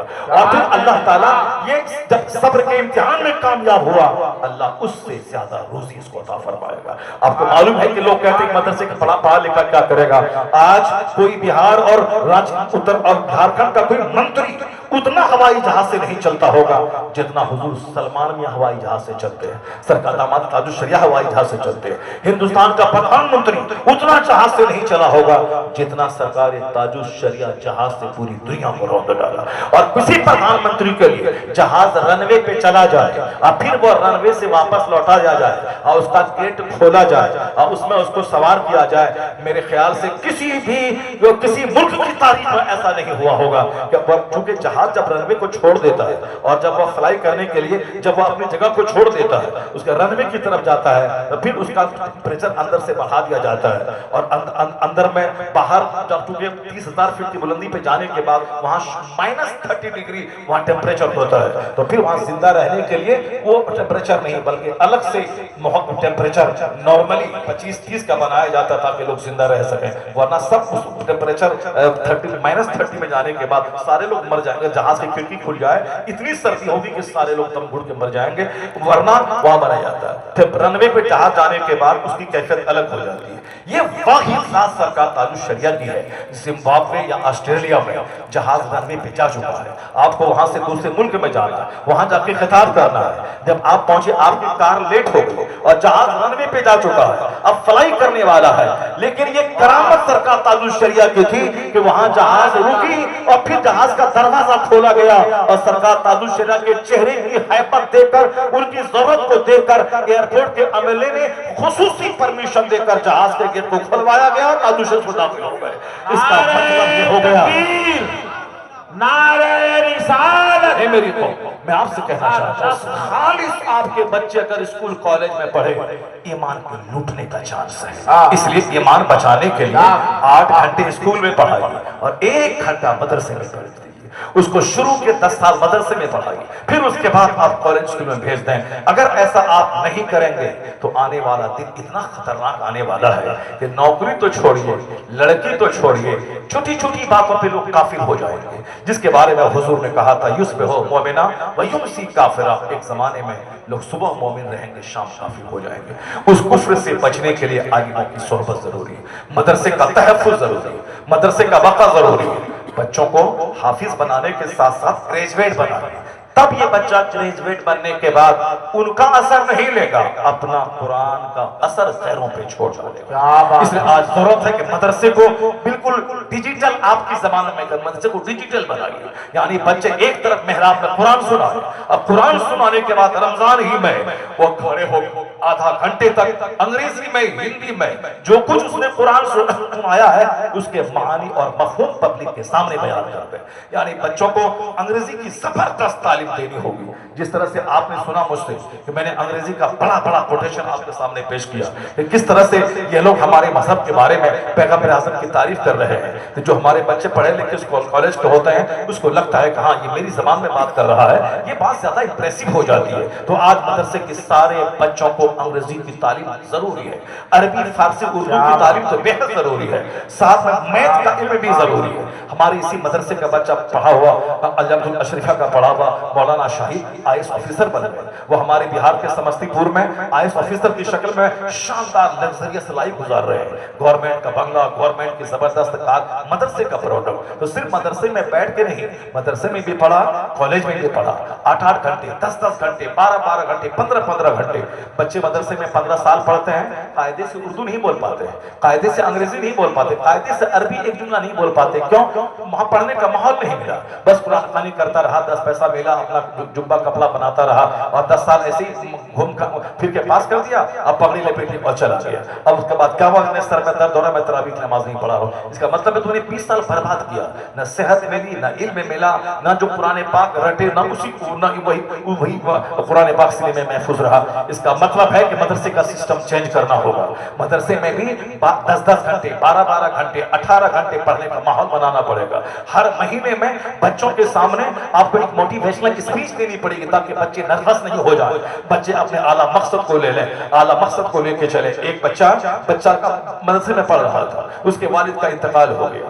انہوں نے بوریا بستر سمیٹ کر استاد سے کہا, حضور اب میں گھر جا رہا ہوں چونکہ میرے والد کا انتقال ہو گیا, آپ کو معلوم ہے. اب چھوٹے چھوٹے بھائی, چھوٹی چھوٹی بہنیں, ایک میری ماں ہے, اس کی پرورش کرنے والا میرے علاوہ کوئی نہیں. اب میں گھر کا بڑا ہوں, اب میں جاتا ہوں, محنت مزدوری کروں گا کھیت میں, جو پیسے ملیں گے اپنی بہن اور اپنے بھائیوں کی پرورش میں کروں گا. استاد نے صرف ایک جملہ کا موٹیویشنل جملہ کہا. استاد نے کہا, ٹھیک ہے بیٹے جاؤ, میں نہیں کہوں گا کہ تم مت جاؤ گھر, اپنے بھائی بہن کی پرورش مت کرو. اتنا یاد رکھ لے کہ جس طرح تیرا باپ اچانک مر گیا, کبھی تم نے سوچا نہیں تھا کہ میرا باپ مرے گا, لیکن آج اچانک مر گیا, تو ہمارا سایہ سر سے اڑ گیا, تیرے باپ کا سایہ سر سے اڑ گیا. اب تم کمانے کے لیے جا رہے, میں کماؤں گا, میری بہن, میرے بھائی, میری ماں کھائے گی. لیکن اگر کل تم اچانک کل تم بھی مر گئے تو تیری ماں کا کیا ہوگا, تیرے بھائی کا کیا ہوگا, تیری بہن کا کیا ہوگا؟